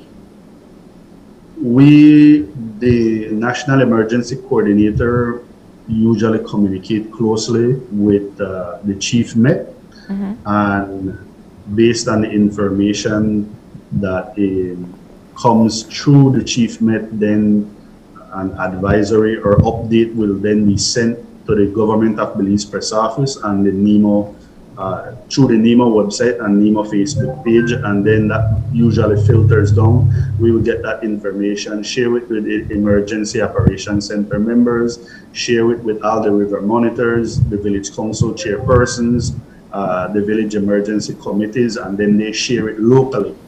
So we try to utilize social media as much as possible, WhatsApp especially, to get information to people as quickly as possible. Are we expecting that services will be down and so forth, just, in case somebody can't reach through WhatsApp or something like that? Yes, people should always take into consideration that during a storm, whether it's a minor storm, that communication and power can go down. So, for example, NEMO, our backup system is VHS radios that we have a network countrywide that we use to communicate, if that is the case. Do we have any final words for our viewers, Mr. Leslie, in terms of preparedness and, of course, evacuation routes?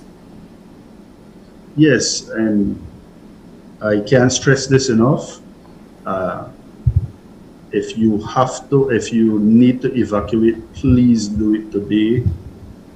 If you are in a home and it has been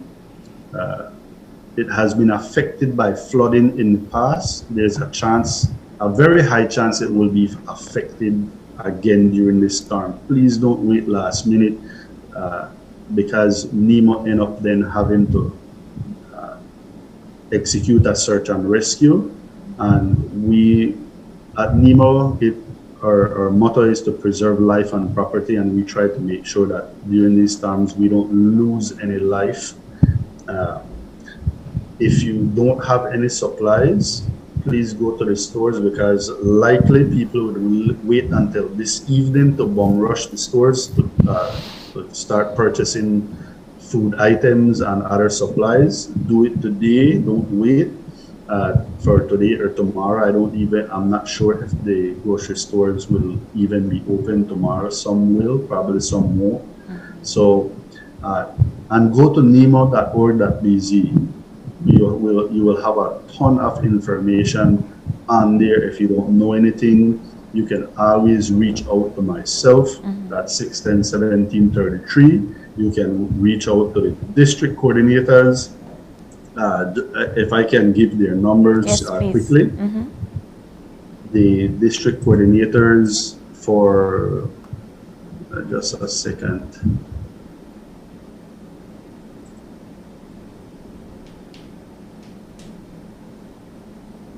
Yes, the district coordinator for Toledo is Mr. Kenton Parham. His number is 614-2158. The district coordinator for Stan Creek District is Mr. David Cruz, 614-8515. And always, if you can't remember a number, just call 936, which is NEMO's hotline, and we will be able to assist you promptly. Just one more question from me, Mr. Leslie, before you go. In terms of quick response and communications, I would imagine that because of services being down and so forth, if I am in a state of where I will need assistance, how long do you think a person would have to wait to hear a response? It would really be dependent on the location. For example, on the severity of the storm at that particular point in time, and how affected the area is. For example, if it's really affected by flooding. I don't know if you recall when we had the flooding through the coastal road, and the truck got washed off the road because the gentleman couldn't see, or he lost track of the road. For example, he was fairly lucky because he had people nearby that were able to rescue him. But if you're in a really remote area and you end up in trouble, it is very difficult to say how long we would be able to get to you. But I can assure you that the search and rescue team, they're highly trained, and they will do their best to get to you as soon as possible. Thank you so much. So if you know you're in an area where like you believe that, look, if I get into trouble, I am in a very remote area, then please use that as a logical decision-making process to move from that area. Go to a shelter, go to the nearest shelter, or get to a family or friend like ASAP. Thank you so much, Mr. Leslie. And of course, we will be keeping these updates for all of you here on our page as well. Please be safe out there, Mr. Leslie, and the best of luck to you and your team. Yes, thank you very much. And with that, we are going to take a final break and we'll be back for wrap up, so stay tuned.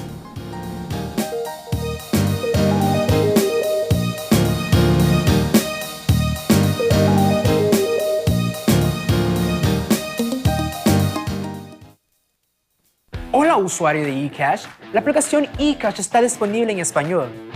Cambiar el idioma de tu aplicación de eCash de inglés a español es rápido y sencillo. Déjame mostrarte cómo se hace. Primero, abre tu aplicación eCash. Introduce tu PIN. Toca el icono More en la parte inferior de tu pantalla. Selecciona Security. Selecciona Language. Y luego selecciona Spanish. Vuelve a introducir tu PIN y ya está. Tu aplicación de eCash está ahora en español y puedes seguir disfrutando de tu cartera digital eCash. La aplicación eCash de Belize Bank te hace la vida más fácil. Life can be tough when a loved one suddenly departs. Dependents of the deceased are sometimes left alone to pick up the pieces and may be stranded financially. Fortunately, the Social Security Board provides survivor's benefit to ease the burden. Survivor's benefit is paid to a widow or widower, children under 18 years, or up to 21 years if attending school, or dependent parents. A survivor's benefit can be either a grant or a pension. Want to know more about survivor's benefit? Visit our website or contact any of our offices to have someone assist you. Also, be sure to visit our Facebook page and give us a like to stay informed. Social Security Board, safeguarding you, your family, your future.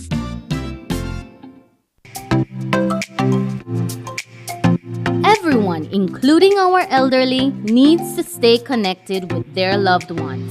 With Smart's Golden Citizen broadband program, senior citizens can sign up for 10 megabytes of unlimited internet at a low monthly cost of $25. Citizens over 65 can sign up with a valid ID and receive free installation plus 1 month free on selected broadband plans. Visit a Smart showroom near you for more information on how you can enjoy Smart's Golden Citizen broadband program. Smart, bringing people together.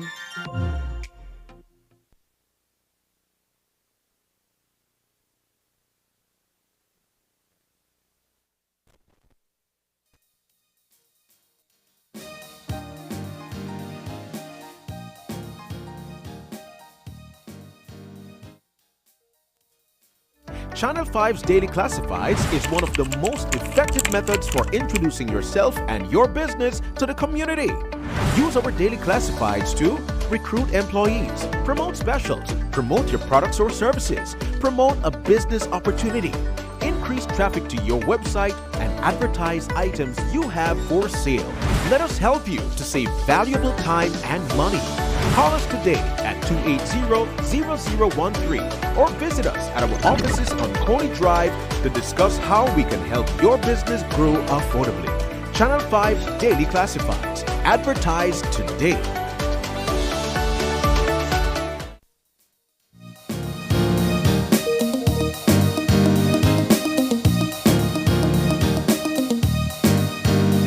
And we are back, and just keeping in line with the conversation about safety and hurricanes. And of course, we don't want anybody to take this matter lightly. We're going to move into a video of Hurricane Earl that had hit us around August of 2016.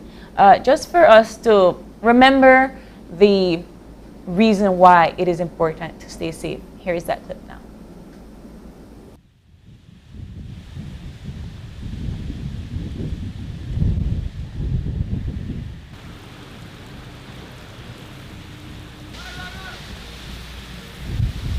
Here for Hurricane Earl, but I was keeping an eye out, and I was watching the destruction as it went along, because my family was still here in Belize. But the last time a hurricane hit us, I remember, was Richard, And I remember Richard vividly because everyone was preparing, putting up plywood and so forth. We didn't take that lightly either. But these are the streets within and around Belize City. Yeah. Were you here for Hurricane Earl? Actually, I wasn't in the country for Hurricane Earl either. But I do remember a lot. I remember seeing the images, and I came and I remember arriving back in Belize right after in the aftermath. So I can actually still remember some of the, seeing things like trees being down in the street, and actually, my house had experienced some flooding because I live near to the sea, as you know. Belize City is a coastal community, so we were definitely impacted directly by the storm surge. And even though our house was a bit off the ground by about 3 or 4 feet, because water still came into that, and so the bottom floor of our house had, and I remember looking at images from some of my friends when the surge hit the city, and of course I also remember, because we at the time I was living in Ladyville, and that was one of the most affected communities because of the flooding. So Ladyville, Los Lagos area, the Vista Del Mar area, I remember for sure. And a lot of people who actually had stayed in place had to be evacuated in real time because the flooding was so bad. I mean, we're looking at these images right now, and of course, I believe Hurricane Earl was a Category 2 hurricane, and this was the extensive damage that it did in and around Belize City. And of course, rightfully, the way we were discussing this morning, electrical poles being down, trees being down, extensive flooding and so forth. This is no small league to take lightly. You have to be able to evacuate as soon as possible. Trees get knocked down because of severe wind. Of course, there is flooding because of heavy rainfall and so forth. And I'm watching these clips, and I'm looking at persons that are trying to get from point A to point B. And this isn't something that we covered in the interviews, but when we're talking about safety to go back to your homes and safety to go back to where you came from after the aftermath. I personally always advise persons not to walk in flooded waters, just because diseases, right? Those are not safe places to be walking in and around, and so for me, when I say evacuate from the shelter back to your home, you wait until certain places have been gone down from the water, because those are not safe. That's very true what April is saying. Floodwaters generally are not safe. They could be very contaminated by a number of things. There could be waste, either chemical waste, human waste, and there debris also floating around, so there could be sharp items in there. So you don't want to be walking. Of course, if there's an emergency situation where you have to leave, and even if in that case, try to make sure that you've exhausted your options and you've contacted the emergency personnel before it's too late. But of course, as we're seeing now, we know the impacts of hurricane, and actually I did forget to mention that it just occurred to me that yesterday was the anniversary of Hurricane Hattie. Which it was. Was of course one of our most devastating storms, and the one that caused the most damage in terms of infrastructure. So we never want to lose track of what the impact a storm can have is. So it's why we always remind you to be prepared, and because we're preparing for an event like this. It's also something to consider that we shouldn't take organizations like NEMO, like the Met Service, like CMO and the Red Cross lightly, because when we're talking about Hurricane Hattie, we still didn't have all of this technology at our disposal to learn and to understand the movements of such natural disasters like Hurricane Hattie. And that is why it was so devastating. Right now, in this day and age, you have spaces that tell you, please evacuate, please be safe, please make sure that you prepare for your flooding. And for evacuation, please prepare your documents, please have all of these items so that you're able to at least ride out this storm for a good 2 to 3 days. And it is important that you take these cautions seriously. It is nothing to joke. I don't play with Mother Nature. Even if you think you're safe, even if you've been in that house for 30 years and it's never experienced any kind of natural disaster that it has knocked down your home, I don't play with another. There is no such thing as being too prepared. prepared. Absolutely. And one of the other things to note, and you know, we've talked about it, and some of our guests have mentioned several times today, is that the earlier the better. Yes. If you are living in a coastal or a flood-prone area, the earlier you're able to move is the better. Yes. You don't want to be stuck in a situation where you can't evacuate if you need to. And as we heard earlier in the press conference, they are NEMO is recommending that tomorrow be a no movement day at all. We are expecting, as the National Met Service had said in our earlier conference, we're expecting to start to feel the effects from tonight, from the outer bands, and of course landfall is expected to happen tomorrow. But we're expecting to already be experiencing the heavy rains. So. If you can move today, please do so. And very importantly, while once we do start to experience those storm effects, it is important to, unless you're in a very critical emergency situation, not to move until you get the all clear, and especially not to move during what might be the eye of the storm. Right. If you are living in a place that is directly impacted, and we're expecting that now to be somewhere in the south near Dangriga, more than likely. Right. And just kind of piggybacking on what Gavin mentioned, you know, one of the things that I will never forget is, and I can't remember if it was Richard or if it was Iris, but it was definitely way back in the day, where there were people stuck under a bridge with their children trying to move from one place to the next. Please don't wait until, if you are trying to secure yourself and your family before anything hits their priority, please make sure that you do so now. In fact, now that you're supposed to do that yesterday. But the reality is that no matter how harsh the winds are, the flooding, you try your best to be as safe as possible. Yes, you have organizations like NEMO that are at your disposal for help, but do your best to help yourself and your family as best as you can. And ensure that you do have your basic supplies in terms of food and water. In terms of food, you don't want to be having a lot of perishable items. Canned food and food that has a long life is going to be your safest bet. Because we don't know how long the after effects are going to be, how impacted your community might be. Stores may be closed, roads may be closed, so you want to have at least 3 days of food. That's recommended by both NEMO and the Red Cross. You want to ensure that you have enough drinking water and water, so you can store in buckets, in vats.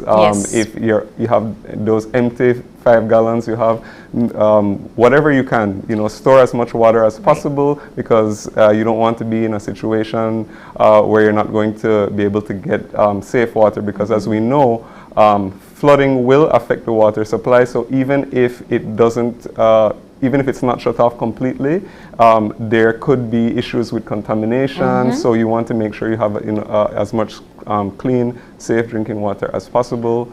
And for cleaning, you can also purify or sterilize. You can sterilize your water. You can boil it. You can add bleach for sterilization if you want to clean.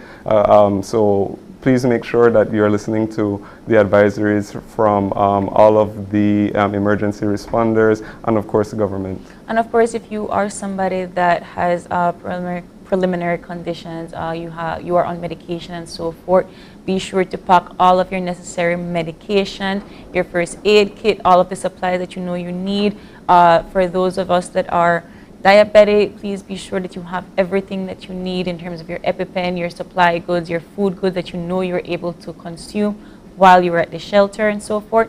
Please ensure that all of this is in a to-go bag, ready for you to evacuate as soon as you possibly can. And we did mention a bit earlier, for those of you with pets, do have a plan for your pets as well.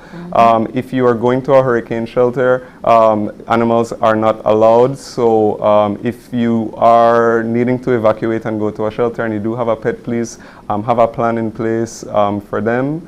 Try to ensure that they are going to be in an area, or in a safe area, higher ground, or at least where they won't be exposed. But of course, don't if you have no sort of resources, then your safest bet is at least to release them and Yes. not have them in your yard or have them tied up. Please. Their instincts will kick in. Their instincts Yes, will help. yes. So they'll definitely have a greater chance of survival. And of course, we here at Channel 5 will be keeping you all updated with the latest hurricane tropical storm watch Lisa on all of our pages. So please be sure to stay alert, stay tuned to any kind of update from NEMO, any kind of update from your particular city councils in your area, your village councils in your area, and do your best to stay safe, Belize. We will be updating you as we go along. And so, yeah. Yes, and I did, and you know, finally, one of the most important things to mention, and as the Met Service did say at the beginning of our show, is even though the trajectory of the storm, the eye is projected to pass more along the south. Please be aware that the hurricane warning is currently effective. It will likely be upgraded to a watch, and that's for the entire country of Belize. Yes. So especially if you are in a coastal community, that means from Corozal Town to PG Town, please be as safe as you possibly can. Listen to everything, listen to all of the updates. We know that flooding is going to be an issue, and even if you live in land, the flooding will be our issue, and which is also another thing which we haven't really talked about, flash floods, yes, which are really the greater concern inland, because as you know, even after the storm passes, that's going to be a major concern. So if you're in a low-lying area, if you're in an area next to water, please make sure that you're taking as much precaution everyone as that possible. is along the Belize River Valley, and I keep mentioning that yes, it's coming to the coast and it's heading down south, but that does not mean that the entire country won't be affected. So please ensure that you are all keeping as safe as possible. And yes, flash flood in the inland areas is a real thing. And you know, people keep saying that everybody in the central and western area doesn't seem to be worried or prepared, but yes, people are preparing, people are putting up their plywood. It does not matter. We can't 100% predict the impact that this particular storm will have. So it's best to take all safety measures and be as safe as you possibly can, Belize. We are going to be updating you at every moment, at every time that we can. But if you have a question or a concern, you can always drop us a line right here at oye@channel5belize.com. You can also find us on our social media pages. We are on Facebook at Open Your Eyes BZ and on Instagram at OIE Belize. We are going to see you again tomorrow to continue giving you updates, and please ensure your safety. We'll see you tomorrow again when you open your eyes. Start your morning right. Be sure to keep your eyes, your minds, and your heart open. Be safe. Belize, evacuate now. Take all necessary precautions. We will see you tomorrow.